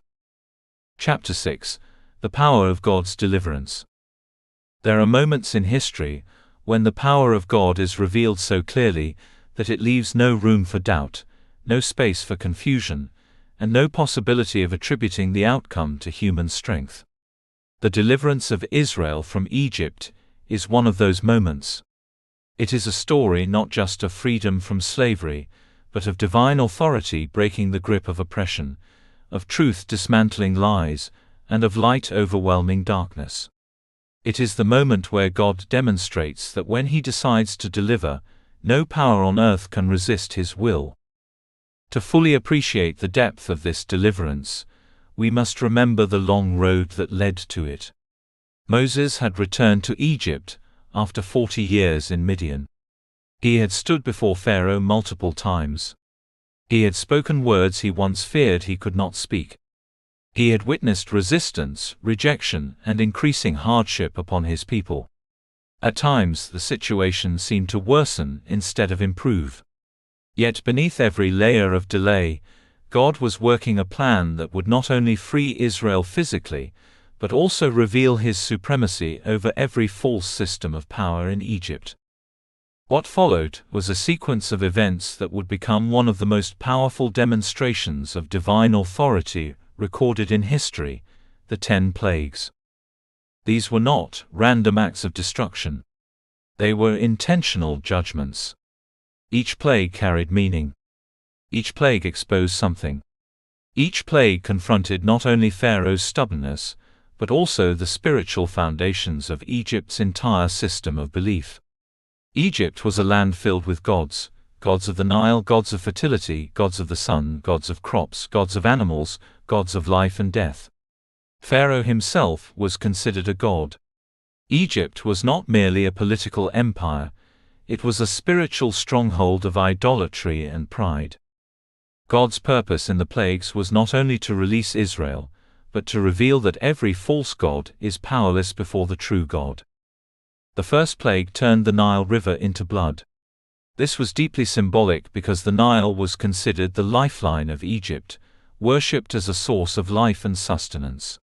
When its waters were transformed, it was as if God was declaring that life does not flow from creation, but from the Creator. The river that sustained Egypt became a sign of judgment, showing that what people worship apart from God can never truly give life. Yet Pharaoh's heart remained hardened. The second plague brought frogs upon the land. What might seem like a nuisance was actually another direct challenge to Egyptian beliefs. Frogs were associated with fertility and abundance. Suddenly, what was once symbolic of life became overwhelming chaos. The land that once depended on its false gods was now suffocated by them. Still, Pharaoh refused to release the Israelites. The third plague brought gnats or lice from the dust of the ground. This demonstrated God's authority over creation itself. Even the smallest particles of the earth responded to His command. Egyptian magicians recognized the power behind the plague, but could not replicate it. This marked a turning point, where even Pharaoh's advisors began to acknowledge that something beyond human power was at work. Yet Pharaoh's resistance continued. The fourth plague brought swarms of flies that filled the houses and polluted the land. At this point, separation began to appear between Egypt and the land of Goshen, where the Israelites lived. God was beginning to show that He can distinguish between those under His protection and those under judgment. With each plague, the tension increased. The conflict was no longer simply between Moses and Pharaoh. It was between the God of Israel and the gods of Egypt. The fifth plague struck livestock. Egyptian wealth was heavily tied to animals, which were symbols of prosperity and strength. When livestock began to die, economic stability began to crumble. The illusion of security was being dismantled piece by piece. Still, Pharaoh hardened his heart. The sixth plague brought painful boils upon humans and animals. Even the magicians who once attempted to imitate God's power were now afflicted and unable to stand before Moses. The human body itself became a testimony to God's authority over health and life. The seventh plague brought hail mixed with fire, destroying crops and damaging the land. Egypt's agricultural system, which depended on the rhythm of seasons and weather patterns, was disrupted by a force beyond nature. The sky itself became an instrument of divine judgment. At this point, some of Pharaoh's servants began to plead with him to release the Israelites. They could see that Egypt was being destroyed by resistance. But Pharaoh still refused. The eighth plague brought locusts, consuming whatever remained after the hail. What was left of Egypt's food supply was completely destroyed. Hope of recovery was diminishing. The land that once represented abundance was now stripped bare. The ninth plague brought darkness so thick it could be felt. This was not ordinary darkness. It was a darkness that lasted for days, immobilizing the entire nation. In contrast, the Israelites experienced light in their dwellings. This separation revealed a powerful truth: God can distinguish between His people and systems of oppression, even within the same environment. The darkness symbolized more than physical absence of light. It represented spiritual blindness. Egypt had rejected truth repeatedly, and now they were experiencing the consequences of that rejection in physical form. Yet even after all of this, Pharaoh's heart remained resistant. Then came the final and most devastating plague, the death of the firstborn. This moment marked the climax of divine judgment. It was not arbitrary. It was precise. It struck at the heart of Egyptian identity, security, and future. Every household that did not align with God's instruction experienced loss. Even Pharaoh's own household was affected. But before this final plague, God instituted something profound for Israel: the Passover. This was not just a ritual. It was a covenant of protection. God instructed each Israelite family to sacrifice a lamb, apply its blood to their doorposts, and remain inside their homes. When the destroyer passed through the land, it would pass over those marked by the blood. The symbolism is powerful. The blood represented protection. Obedience represented trust. Faith represented survival. The Passover became a defining moment in Israel's identity. It reminded them that deliverance does not come through human effort, but through divine provision. It established a principle that would echo throughout generations: salvation is found in obedience to God's instruction and trust in His covering. When the final plague struck Egypt, the cries were immense. There was mourning in every household. The pride of Egypt was shattered. The resistance of Pharaoh finally reached its breaking point. He summoned Moses and Aaron in the night, and gave the command that had been long awaited: Israel was free to go. After centuries of bondage, oppression, and suffering, the people of God were finally released. But this release was not simply the result of political negotiation or human struggle. It was the result of divine intervention. Every plague, every delay, every moment of resistance had led to this point. God's timing had reached its fulfillment. The Israelites left Egypt in haste. They gathered what they could, and began their journey toward freedom. What had once seemed impossible had now become reality. But the significance of this moment goes far beyond physical freedom. It represents the breaking of spiritual chains, the collapse of oppressive systems, and the demonstration of God's absolute authority over human power structures. One of the most important lessons from the 10 plagues is that God's deliverance is not partial. When He delivers, He does so completely. He does not merely reduce oppression, He removes it. He does not merely weaken bondage, He breaks it entirely. Another profound lesson is that God's timing is intentional. From the perspective of the Israelites, there were moments when it seemed like nothing was happening. There were times when Moses' words appeared ineffective. There were moments when conditions worsened instead of improved. Yet every delay was part of a larger strategy. God was not rushing. He was revealing. Each plague was a step in dismantling Egypt's false confidence. Each judgment was a message to both Egypt and Israel that no earthly power can stand against divine authority. For the Israelites, this journey was also transformative. They were not just leaving a place, they were being reshaped as a people. Centuries of slavery had shaped their thinking, their identity, and their expectations. God was not only bringing them out physically, but also preparing to transform them internally. Deliverance is not only about escape. It is about transformation. As the Israelites stepped out of Egypt, They carried with them the memory of bondage, but also the reality of freedom. They had witnessed the power of God firsthand. They had seen the collapse of the most powerful empire of their time. They had experienced protection through the Passover. They had walked out under divine guidance. Yet even this moment, as victorious as it was not the end of the journey. It was the beginning of a new one. Freedom is not the final destination. It is the starting point of purpose. God had delivered them from slavery, but He was also leading them into a covenant relationship, a new identity, and a promised future. This transition reminds us that deliverance is not only about what we leave behind, but also about what we are called to become. For Moses, this moment validated his obedience.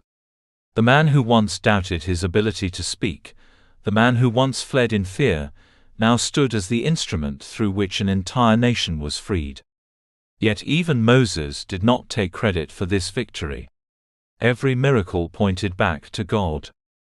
The 10 plagues reveal a consistent truth: God alone is the source of deliverance. Human effort may participate, but divine power accomplishes the result. Egypt's gods were proven powerless. Pharaoh's authority was broken. The system of oppression collapsed under the weight of divine judgment. And Israel walked out free. But perhaps the most powerful lesson of all is this: God's deliverance comes in His timing and through His power. Not early, not late, but exactly when His purpose is fulfilled. The story of the Exodus reminds us that no situation is beyond God's reach. No system is too strong for His authority. No delay means abandonment. When God decides to deliver, He does so completely, powerfully, and in a way that leaves no doubt about who is truly in control. Chapter 7: Crossing the Red Sea. There are moments in life when freedom has already been declared, yet the path forward still looks blocked. Moments when deliverance has begun, but the journey has not yet been completed. Moments when you have left what once enslaved you, but you are not yet where you are meant to be. These in-between seasons are some of the most emotionally intense experiences a person can face. The Israelites found themselves in exactly such a moment, at the edge of the Red Sea. They had experienced something extraordinary. After centuries of slavery, after generations of oppression, after the long series of plagues that demonstrated the power of God over Egypt, they were finally released. Chains had been broken. Pharaoh had relented. The people had walked out of Egypt with urgency and hope.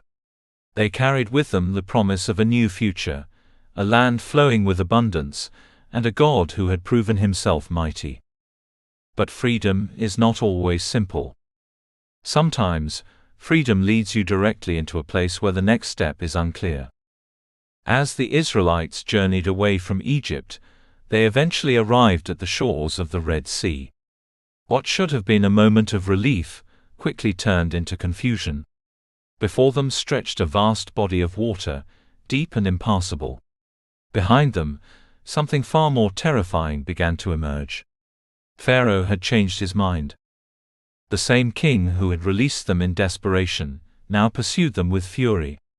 He gathered his army, his chariots, and his forces, determined to bring the Israelites back into bondage.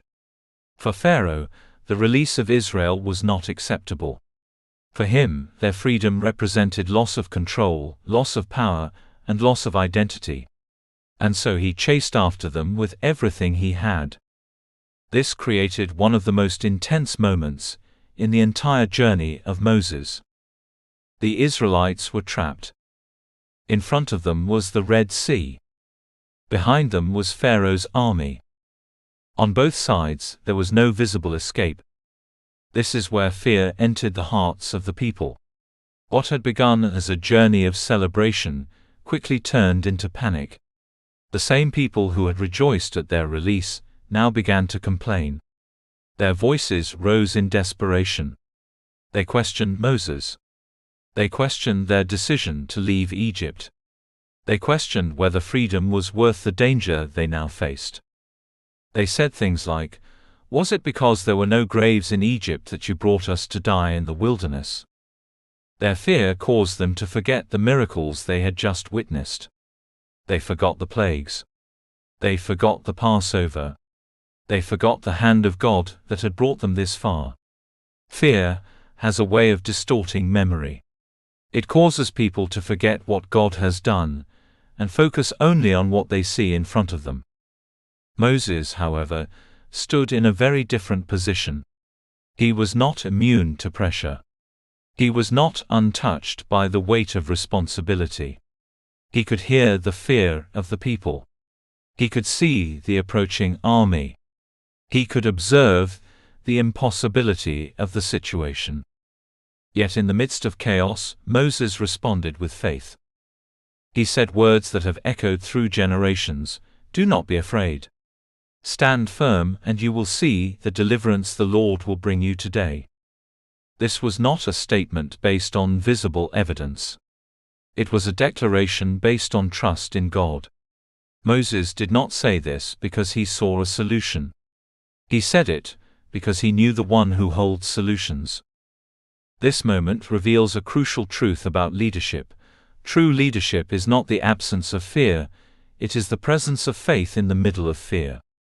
Anyone can lead when the path is clear. But it takes faith to lead when the path is hidden.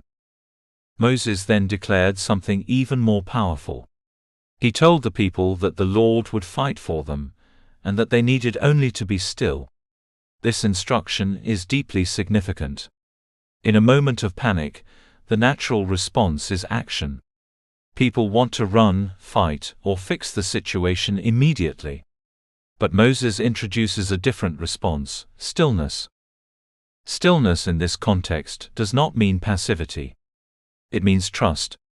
It means surrendering control.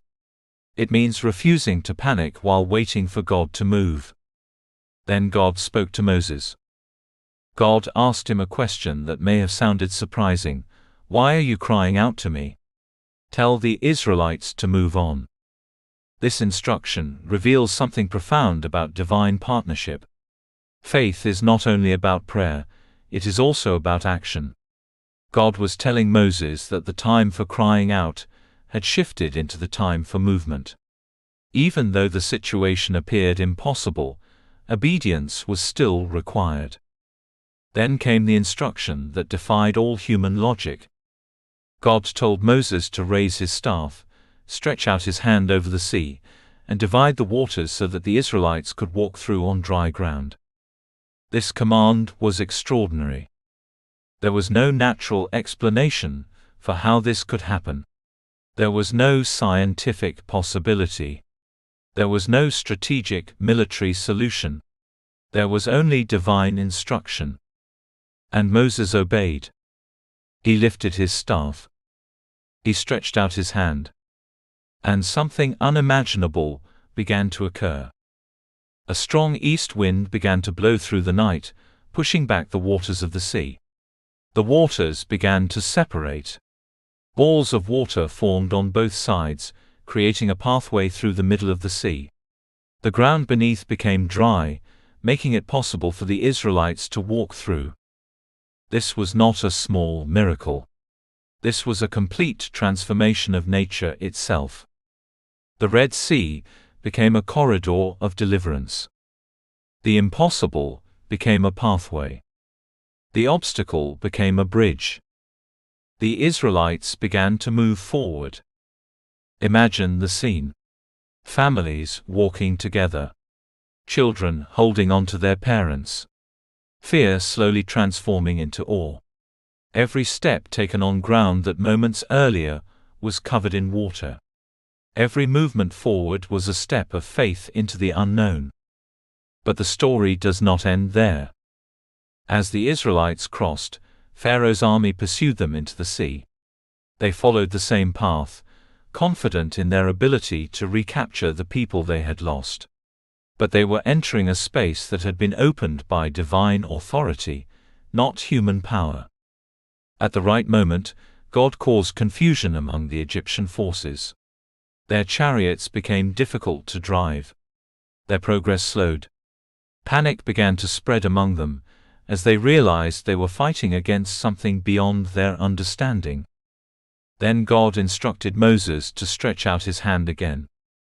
As he did, the waters that had been held back began to return to their place. The sea collapsed upon the Egyptian army, completely overwhelming them. The same waters that had opened for deliverance became waters of judgment for those pursuing destruction. When it was over, the threat was gone.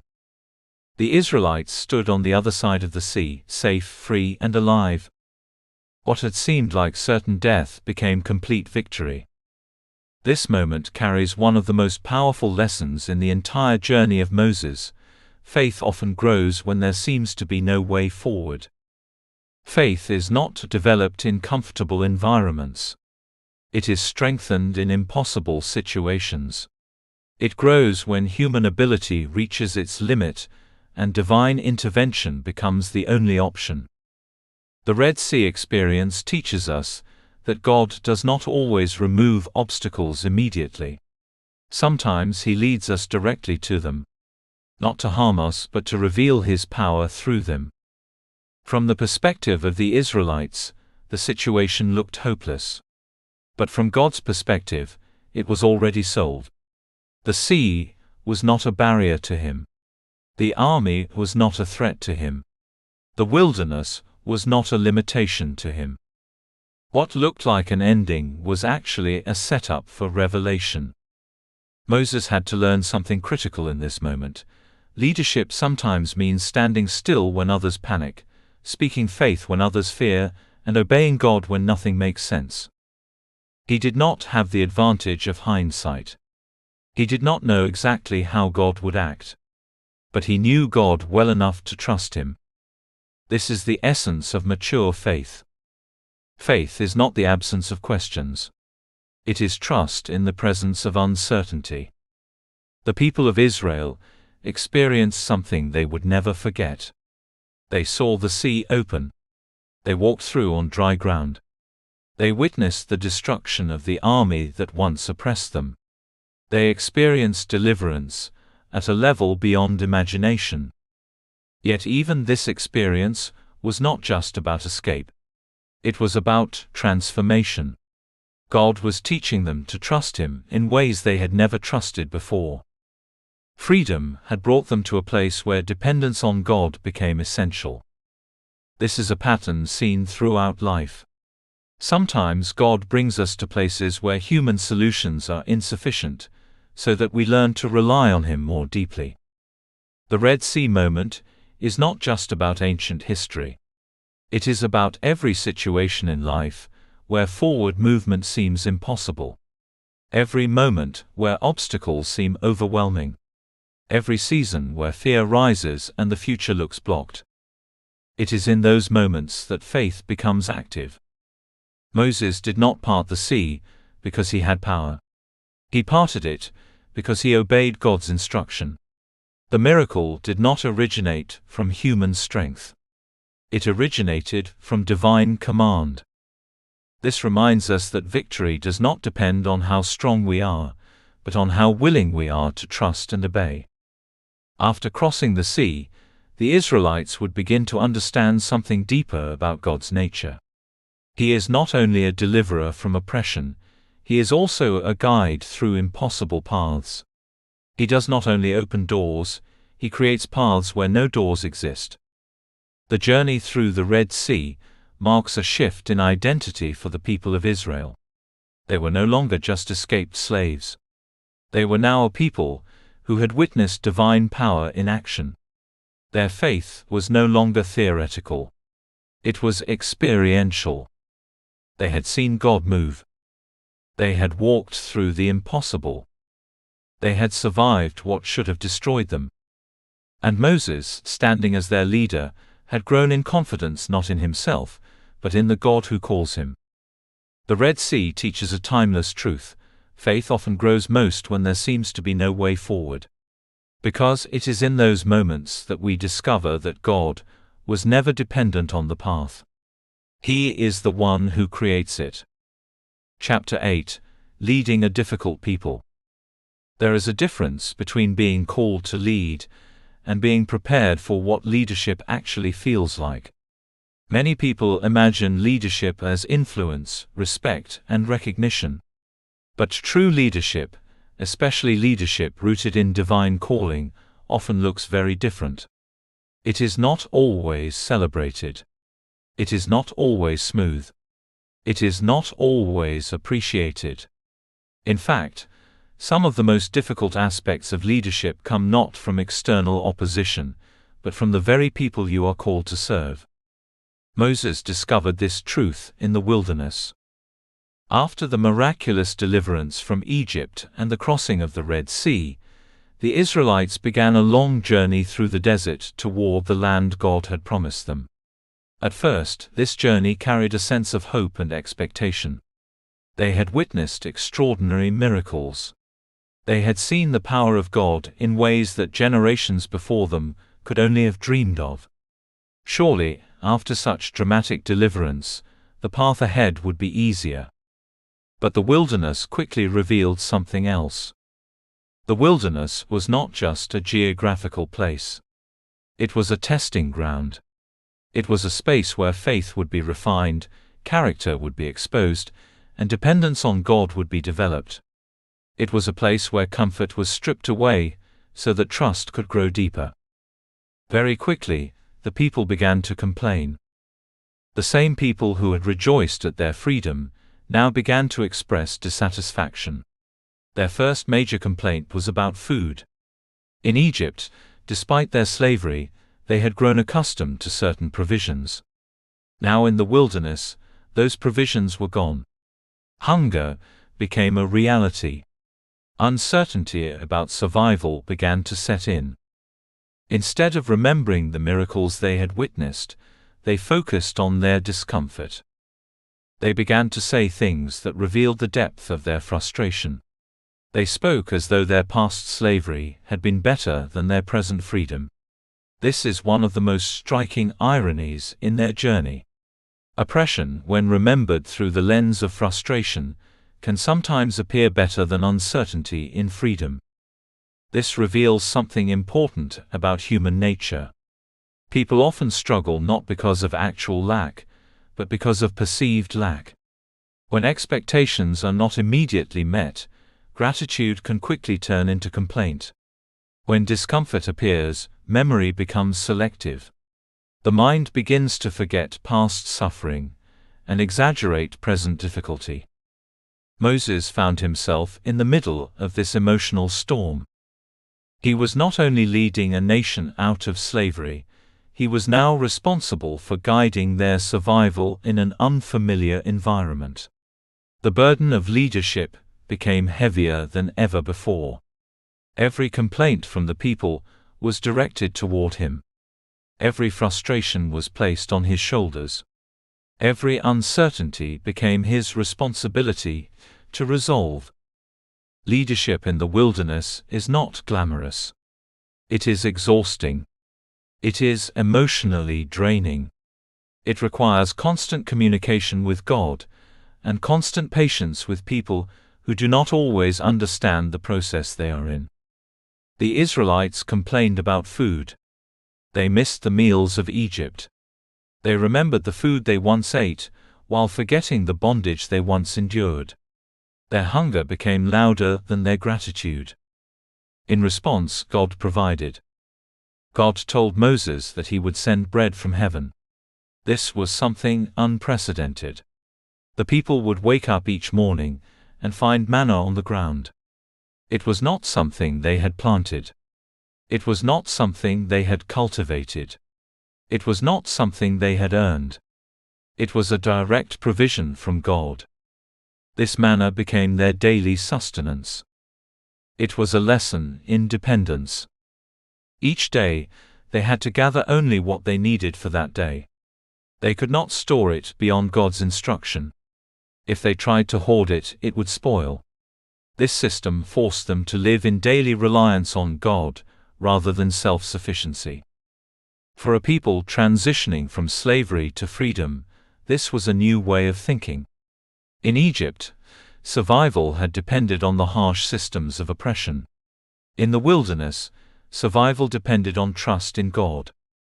God also provided quail when the people complained about meat. Again, this was not a result of human planning or agricultural development. It was divine provision in response to human need. Yet even with these miraculous provisions, the complaints did not stop. This is where the weight of Moses' leadership becomes deeply evident. Leading people who are grateful is one thing. Leading people who constantly complain is another. Moses was constantly caught between the reality of God's provision and the dissatisfaction of the people. At times, Moses himself became overwhelmed. He would go before God with the burden of the people's complaints. He would express frustration. He would question how he could possibly continue carrying such responsibility. In one moment, he even expressed that the burden was too heavy for him to bear alone. This honesty reveals something important about leadership. Even those who are called by God experience moments of exhaustion. Even those who are anointed feel overwhelmed. Even those who are chosen sometimes feel inadequate for the task before them. Leadership is not the absence of weakness. It is the willingness to bring weakness before God. Moses had to learn something essential in this season. He could not lead the people in his own strength. The wilderness exposed his limitations. It revealed that human endurance alone was not enough to guide an entire nation. This is where dependence on God becomes not just a spiritual idea, but a practical necessity. Every complaint from the people pushed Moses back into the presence of God. Every challenge forced him to seek divine guidance. Every difficulty reminded him that the success of the journey did not depend on his ability to solve problems, but on God's ability to sustain the people. In many ways, the wilderness was shaping Moses as much as it was shaping the Israelites. He was learning patience. He was learning humility. He was learning emotional endurance. He was learning to separate personal frustration from divine assignment. One of the most difficult aspects of leadership is managing expectations. The people expected immediate comfort. They expected constant provision. They expected solutions without delay. But God was not only providing for their physical needs, He was forming their spiritual identity. Moses had to stand in the gap between divine process and human expectation. This is one of the most challenging positions a leader can occupy. On one side, he heard the voice of God directing the journey. On the other side, he heard the complaints of people demanding immediate relief. In the middle, he carried the responsibility of obedience. There were moments when the pressure became overwhelming. Moses questioned whether he could continue. He felt the weight of responsibility so heavily that he expressed a desire for help. This was not weakness in the negative sense. It was honesty under pressure. God responded not with rejection but with structure. He instructed Moses to appoint leaders among the people to help carry the burden. This was a turning point in leadership development. Moses learned that leadership is not meant to be carried alone. Shared responsibility is part of sustainable leadership. Even in this adjustment, the complaints did not completely stop. Human nature remained consistent. The people continued to struggle with trust. They continued to wrestle with patience. They continued to look back at Egypt with distorted memory. This backward-looking mindset is one of the greatest obstacles in any journey of growth. When people face discomfort in transition, they often romanticize the past. They forget the pain of where they came from and exaggerate the stability of what they left behind. The Israelites repeatedly said things that reflected this mindset. They spoke as though slavery had been better than uncertainty. They remembered food, but forgot bondage. They remembered structure, but forgot suffering. This reveals a powerful truth: not all memories are accurate. Sometimes memory is shaped by emotion rather than truth. Moses had to constantly bring the people back to perspective. He had to remind them, through words and actions, that God had not brought them out of Egypt to abandon them in the wilderness. The same God who delivered them was the same God who would sustain them. The manna and quail were daily reminders of this truth. Every morning when they woke up and saw provision on the ground, they were witnessing faithfulness in action. They were learning that God provides not only in dramatic moments, but also in daily needs. This is an important lesson in spiritual maturity. Many people can trust God for miracles, but struggle to trust Him for daily provision. The wilderness teaches that God is not only the God of dramatic deliverance, but also the God of consistent care. Moses had to learn this as well. He was not only a miracle leader. He was a daily dependent servant. Every day required communication with God. Every challenge required renewed trust. Every complaint required renewed patience.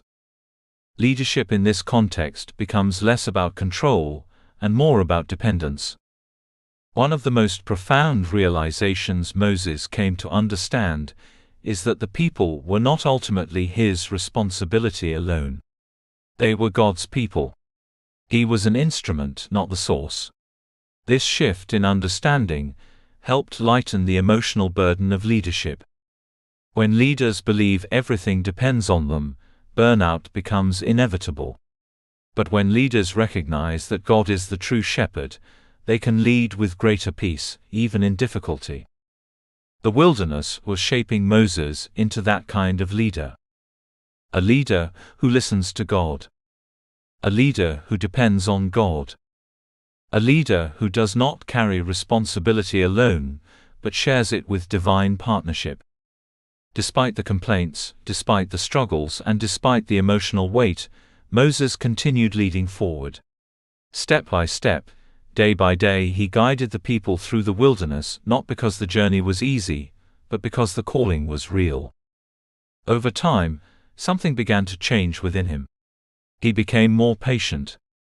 He became more grounded. He became more aware of his dependence on God. The wilderness was not destroying him, it was refining him.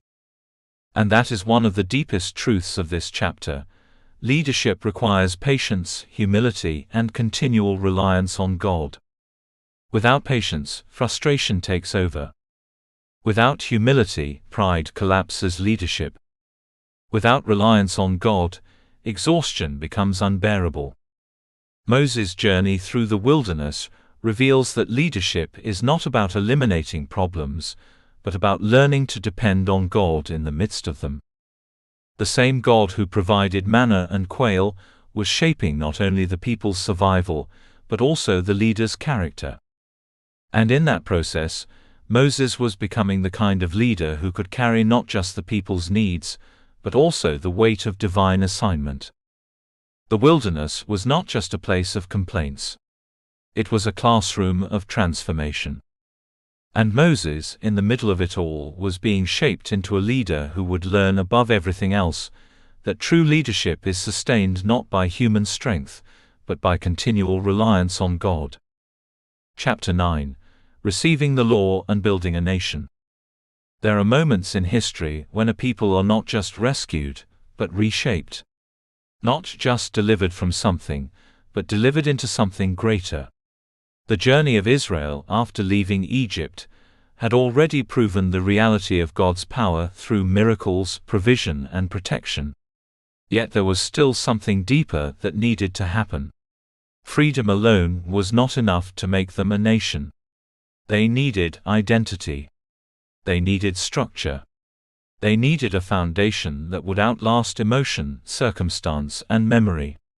That foundation would be given at Mount Sinai.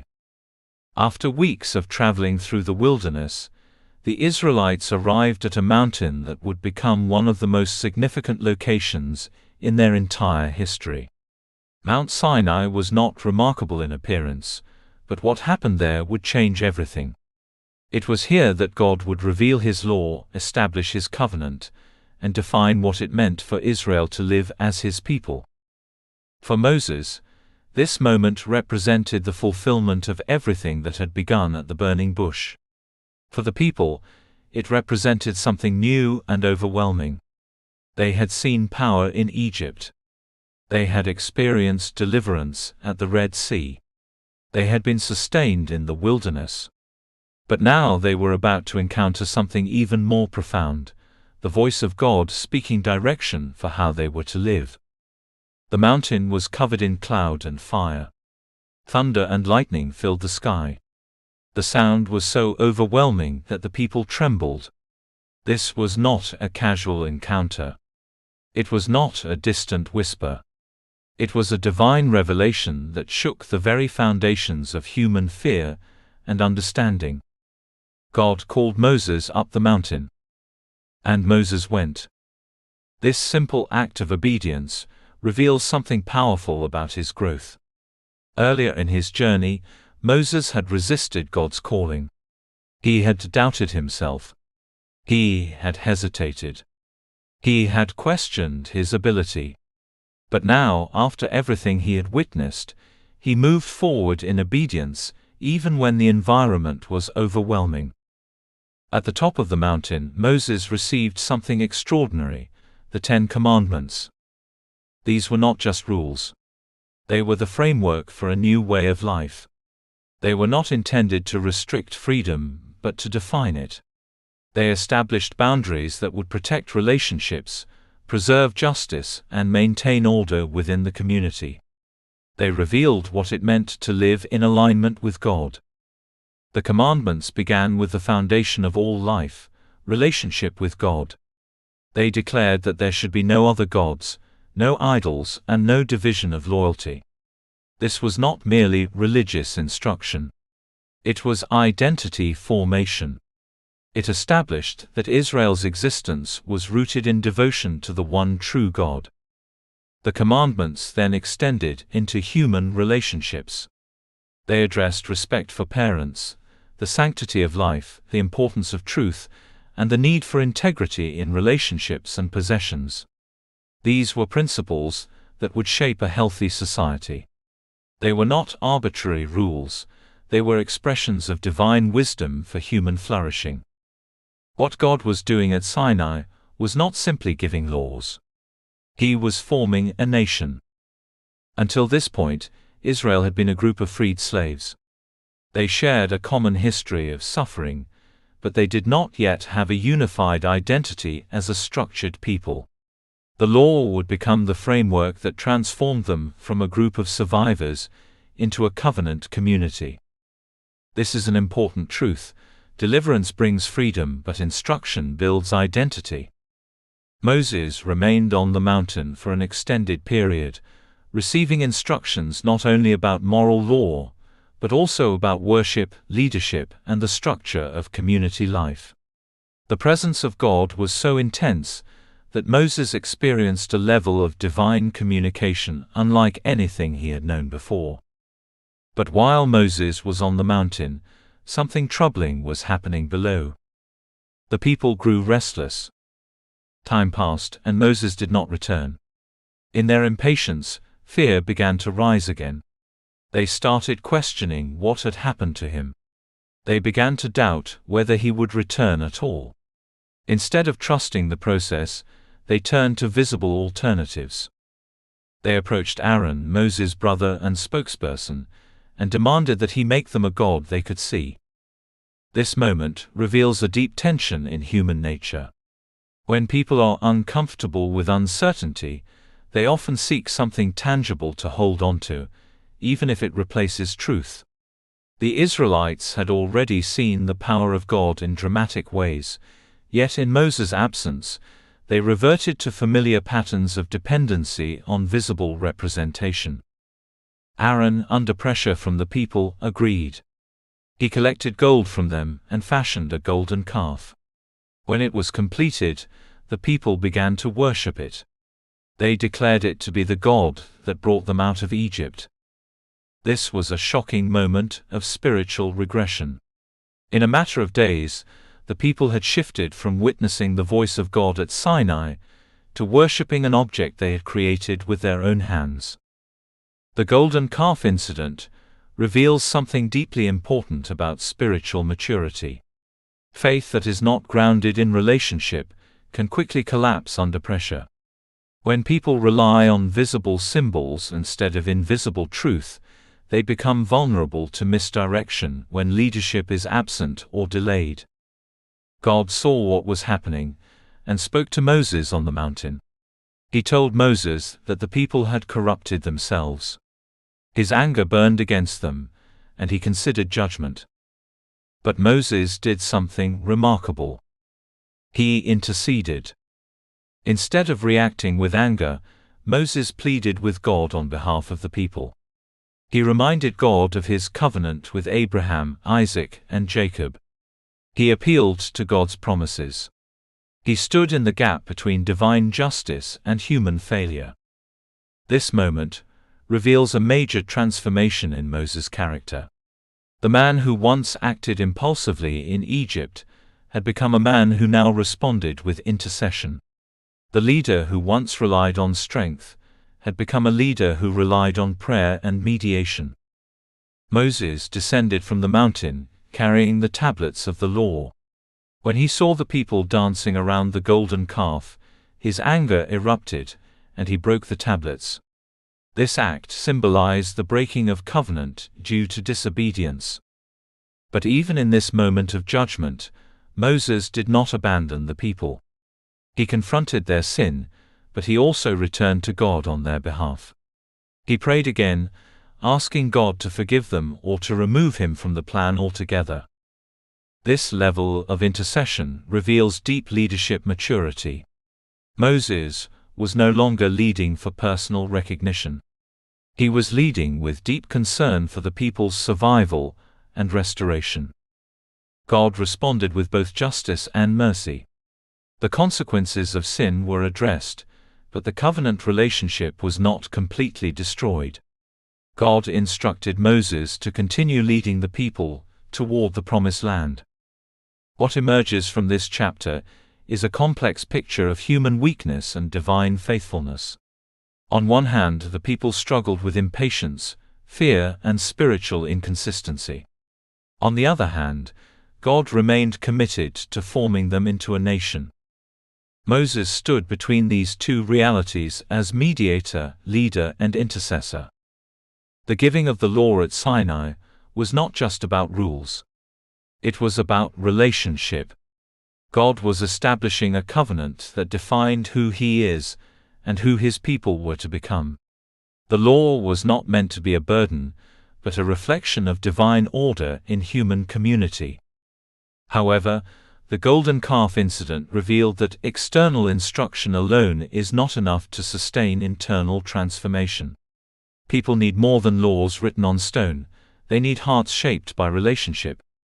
This tension between external structure and internal transformation is central to the journey of faith. A strong relationship with God forms the foundation of a thriving community, but that relationship must be cultivated continually. Moses' role as intercessor becomes one of the most important aspects of this chapter. He represents the heart of leadership that does not abandon people in failure, but seeks restoration even in the midst of brokenness. He shows that true leadership is not only about guiding people in obedience, but also about standing in prayer when they fall short. Mount Sinai becomes more than a physical location. It becomes a symbol of covenant, responsibility, and transformation. It is where a group of former slaves became a nation under God's direction. It is where identity was formed and purpose was defined. Yet it is also where human weakness was revealed and grace was demonstrated. The story of Sinai teaches that communities are shaped not only by experiences of deliverance, but by commitment to divine instruction. Without structure, freedom can become chaos. Without relationship with God, law becomes empty. Without intercession, failure can become final. Moses' leadership in this chapter reflects a deeper level of maturity than in earlier stages of his journey. He is no longer only a deliverer. He is now a mediator. He is a teacher of divine instruction. He is an intercessor for a struggling people.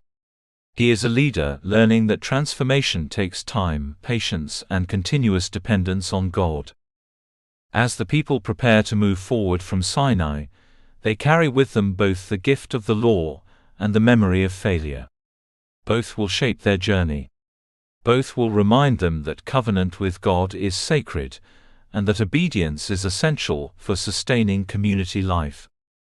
And Moses continues forward, carrying not only the responsibility of leadership, but also the burden of intercession, guiding a people who are still learning what it means to belong to God. Chapter 10: The Final Journey and Lasting Legacy. There is something deeply reflective about the final stage of any journey.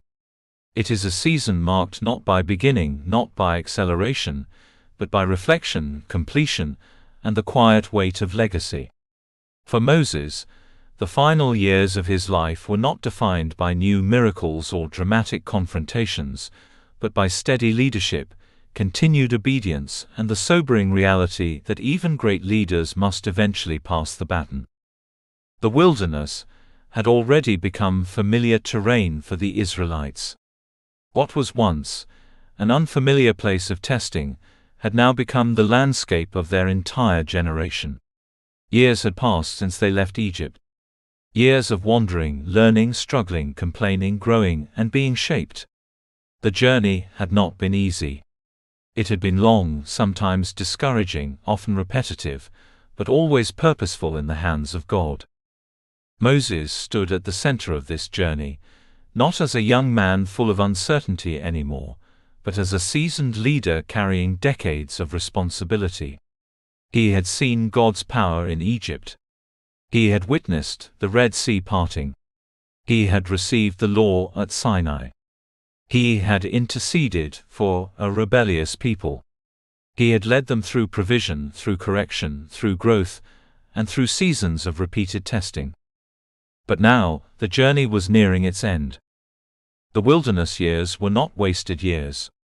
They were formative years. They were years that revealed both the fragility of human nature and the faithfulness of God. They were years that taught dependence, humility, discipline, and trust. For the Israelites, the wilderness was a classroom. For Moses, it was both a classroom and a burden of leadership that stretched the limits of human endurance. As time passed, a new generation began to rise. The generation that had left Egypt as children or had been born in the wilderness was now preparing to enter the Promised Land. The older generation, shaped by slavery and hardened by repeated rebellion, had largely completed their course. The transition was not just geographical, it was generational. Moses, however, would not enter the Promised Land with them. This reality introduces one of the most emotionally complex moments in his entire life. There came a point at a place called Meribah where the people once again complained about lack of water. Their frustration rose as it had in previous situations. They gathered against Moses and questioned why they had been brought into the wilderness to die of thirst. The pattern was familiar. Need led to complaint, complaint led to pressure, and pressure tested leadership. God instructed Moses to speak to a rock so that water would come forth. It was a moment that required obedience, precision, and trust in God's instruction. But in this moment, something within Moses shifted.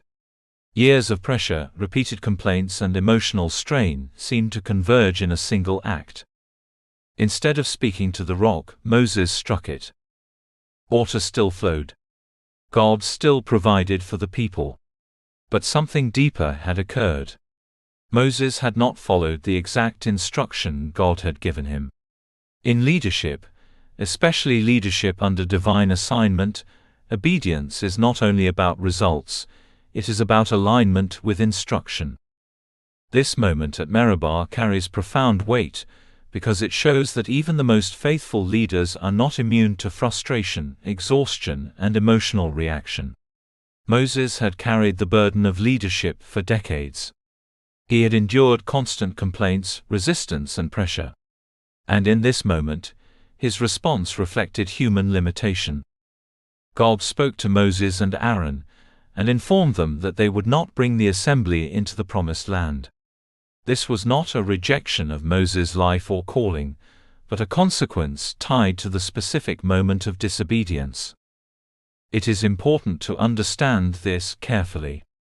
Moses was not abandoned. He was not discarded. His relationship with God was not destroyed. But leadership carries responsibility, and responsibility sometimes carries consequence. Even in this, God's purpose through Moses remained intact. His role was not erased, it was simply redirected. As the journey continued, Moses entered a different phase of leadership. He began preparing the people for transition. He understood that his time was coming to an end, and that leadership would need to pass to someone else. That someone was Joshua. Joshua had been with Moses for many years. He had served as an assistant, a warrior, and a faithful follower. He had learned through observation, experience, and participation. Now, he was being prepared to take on the responsibility of leading an entire nation into the land promised by God. Moses invested in Joshua intentionally. He strengthened him, encouraged him, and publicly affirmed his calling. This transition was not hidden or abrupt. It was deliberate and guided by God's instruction. Moses was not clinging to leadership. He was releasing it with trust. This is one of the most important aspects of legacy, knowing when to release what you have carried. Many leaders struggle not with starting well, but with finishing well. The ability to pass responsibility to the next generation is often more challenging than beginning a journey. Moses, despite the weight of his calling, demonstrated humility in preparing Joshua. There is a quiet strength in leaders who are able to recognize that their assignment is part of a larger story, not the entire story itself. As the time drew closer, Moses received one final opportunity. God instructed him to ascend a mountain so that he could view the promised land. From a distance, he saw the fulfillment of everything that had been promised to the people. He saw the land that Abraham had been told about. He saw the destination that had shaped generations of hope and expectation. But he would not enter it. This moment is both powerful and emotional. Moses stood at the edge of fulfillment, able to see it clearly but not able to step into it. Yet even in this, there is dignity. He was not excluded from vision. He was not excluded from understanding. He was allowed to see the fruit of his lifelong obedience. There is a deep lesson here about purpose. Sometimes fulfillment is not about personal participation, but about contribution to something greater than oneself. Moses' life had always been about leading others into promise, even if he himself would not complete the journey in the way he imagined. After viewing the land, Moses died on the mountain. Scripture describes his death in a way that reflects divine intimacy rather than abandonment. He did not die alone in despair. He did not fade into obscurity. He was attended by God in a way that reflects honor, completion, and peace. The final commendation of Moses' life is not centered on success in the conventional sense, but on faithfulness. He had been called. He had responded. He had led. He had interceded. He had obeyed. He had struggled. He had grown. He had remained faithful. This is the essence of his legacy. The measure of a life of purpose is not found in how many personal goals are achieved, but in how faithfully one responds to divine assignment. Moses did not complete the journey into the Promised Land, but he completed the journey God had given him to lead others toward it. Joshua would carry the mission forward. The people would enter the land. The promise would be fulfilled. But Moses' role was foundational. Without him, the journey would not have reached this point. His legacy is not limited by where he stopped, but defined by how faithfully he walked. There is something deeply encouraging in this truth, for anyone who feels the weight of unfinished goals or unfulfilled expectations. Not every assignment is about completion in the way we imagine. Some assignments are about preparation, transition, and foundation building. Moses' life teaches that obedience is more important than outcome. Faithfulness is more important than personal achievement. Purpose is more important than position. Even in his final moments, Moses remained part of something greater than himself. His story did not end in disappointment, but in fulfillment of purpose from a divine perspective. He was not measured by what he did not enter, but by what he helped others enter. And this is where legacy becomes powerful. Legacy is not what you take with you. It is what you leave behind in others. Moses left behind a nation shaped by covenant, a leader prepared to continue the journey, and a story that continues to inspire generations to trust God, obey His instruction, and walk faithfully even when the path is difficult. His life was not perfect. It included moments of doubt, frustration, disobedience, and limitation. But it was also marked by extraordinary encounters, divine instruction, miraculous provision, and unwavering commitment to God's calling. In the end, Moses stands as a reminder that a life of purpose is not defined by perfection, but by persistence in obedience. He did not finish where he expected, but he finished where God positioned him. And in that, his life becomes a testimony that faithfulness is the true measure of greatness. Moses' final journey teaches that even when personal goals remain incomplete, a life surrendered to God is never wasted. It is fulfilled in the impact it leaves, the people it shapes, and the purpose it advances beyond itself. Conclusion: the enduring impact of divine purpose. Every life, no matter how ordinary it may seem at its beginning, carries the possibility of becoming a story that echoes far beyond the limits of time, circumstance, and personal expectation. The life of Moses is one of the clearest testimonies to this truth. It is a story that begins in obscurity, passes through danger, grows in confusion, is shaped through failure, refined in waiting, strengthened in obedience, and ultimately fulfilled in purpose. It is not a story of perfection, but of transformation. Not a story of human strength, but of divine direction. Not a story of immediate clarity, but of gradual unfolding. When we reflect on Moses' journey, we are not simply studying a historical figure. We are witnessing the unfolding of divine purpose in a human life. We are seeing how God takes a reluctant servant and shapes him into a leader of nations. We are observing how fear becomes faith, how weakness becomes dependence, and how obscurity becomes preparation for influence. Moses did not begin his journey with confidence. In fact, his early response to God's calling was marked by hesitation and insecurity. When God first appeared to him at the burning bush, Moses did not immediately embrace the assignment with boldness. Instead, he questioned his ability. He pointed to his limitations. He expressed doubt about his voice, his credibility, and his capacity. He saw himself as inadequate for the task. Yet God saw something entirely different. Where Moses saw weakness, God saw potential. Where Moses saw failure, God saw formation. Where Moses saw limitation, God saw availability. This contrast between human perception and divine perspective is one of the most powerful themes in Moses' life. It reveals a truth that extends far beyond his story. God does not call people based on where they are, but based on where he is taking them. As Moses stepped into obedience, his life began to unfold in ways he could never have predicted.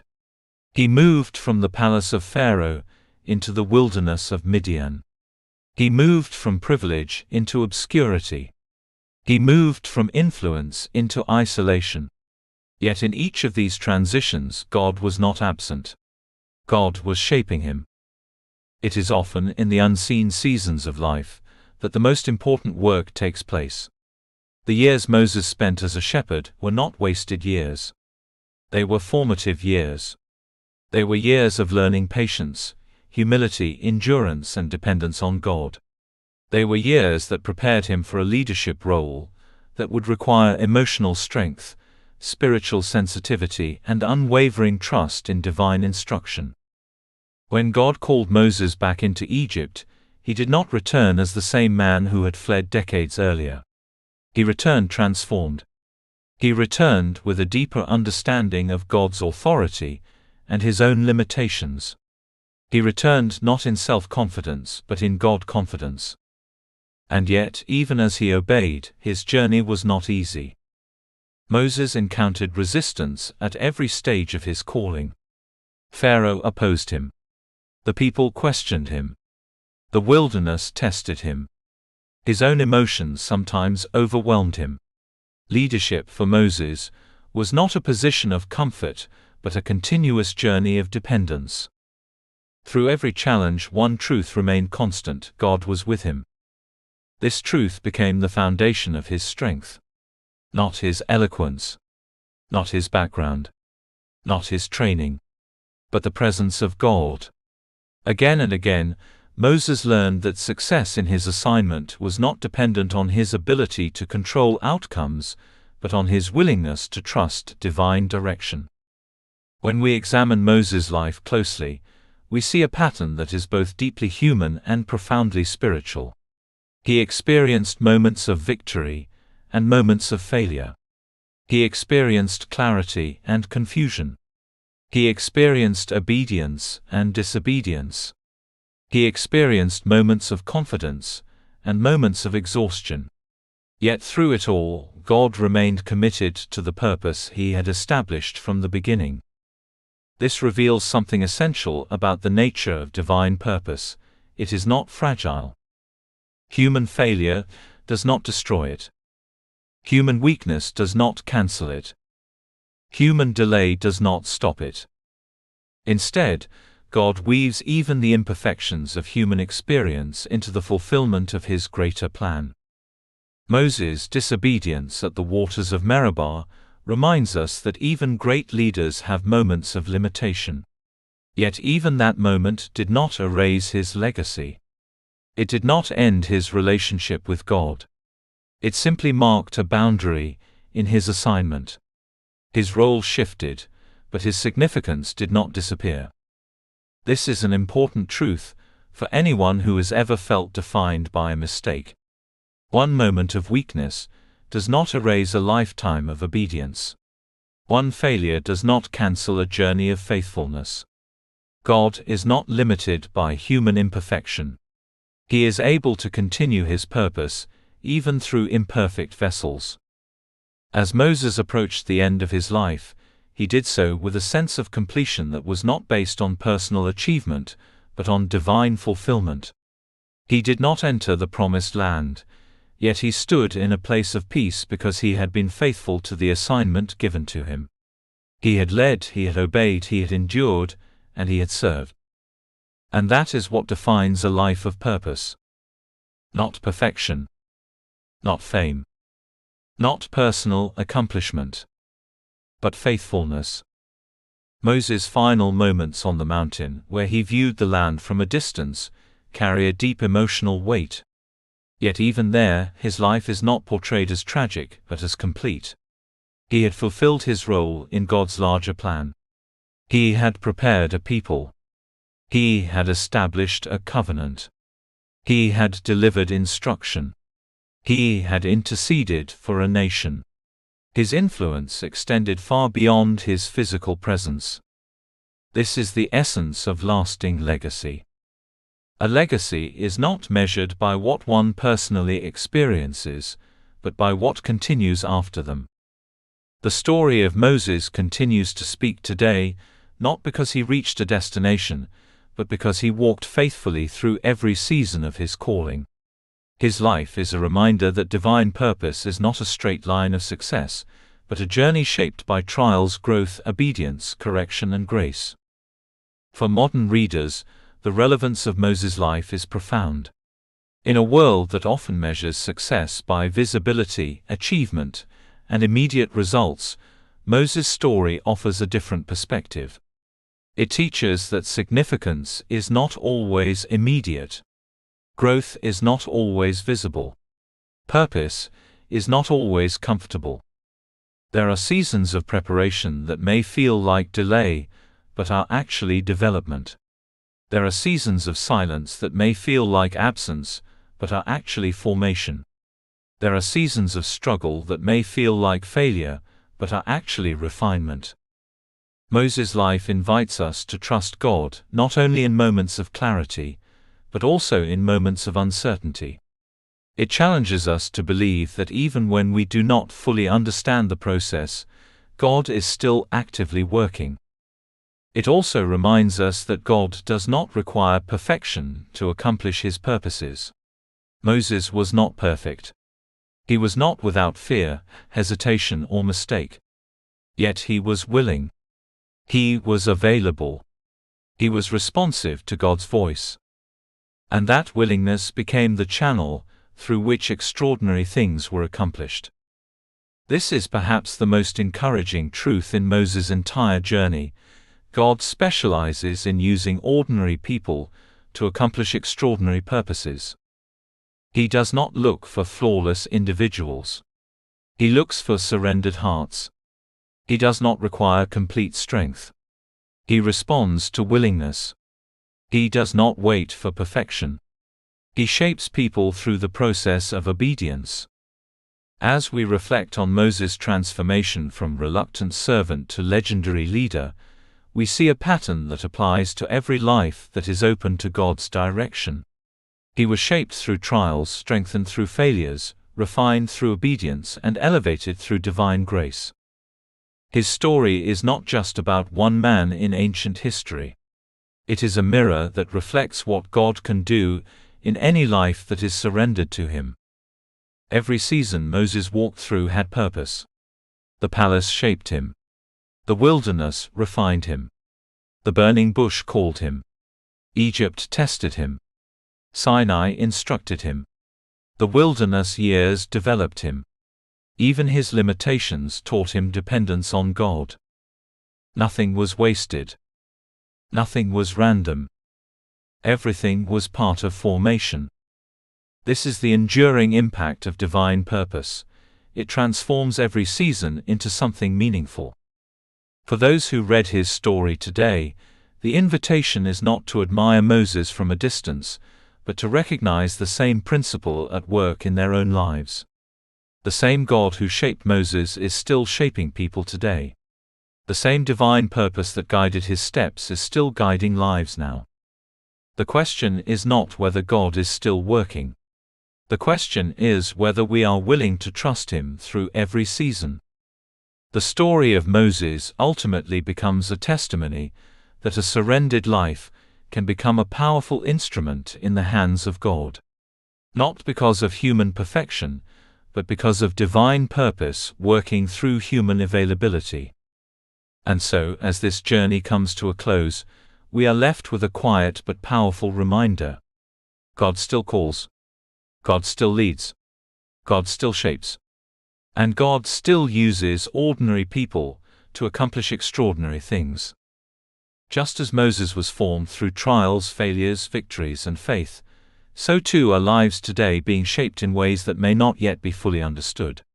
But in every season, one truth remains unchanging: divine purpose is always at work, and a surrendered life is never wasted in the hands of God.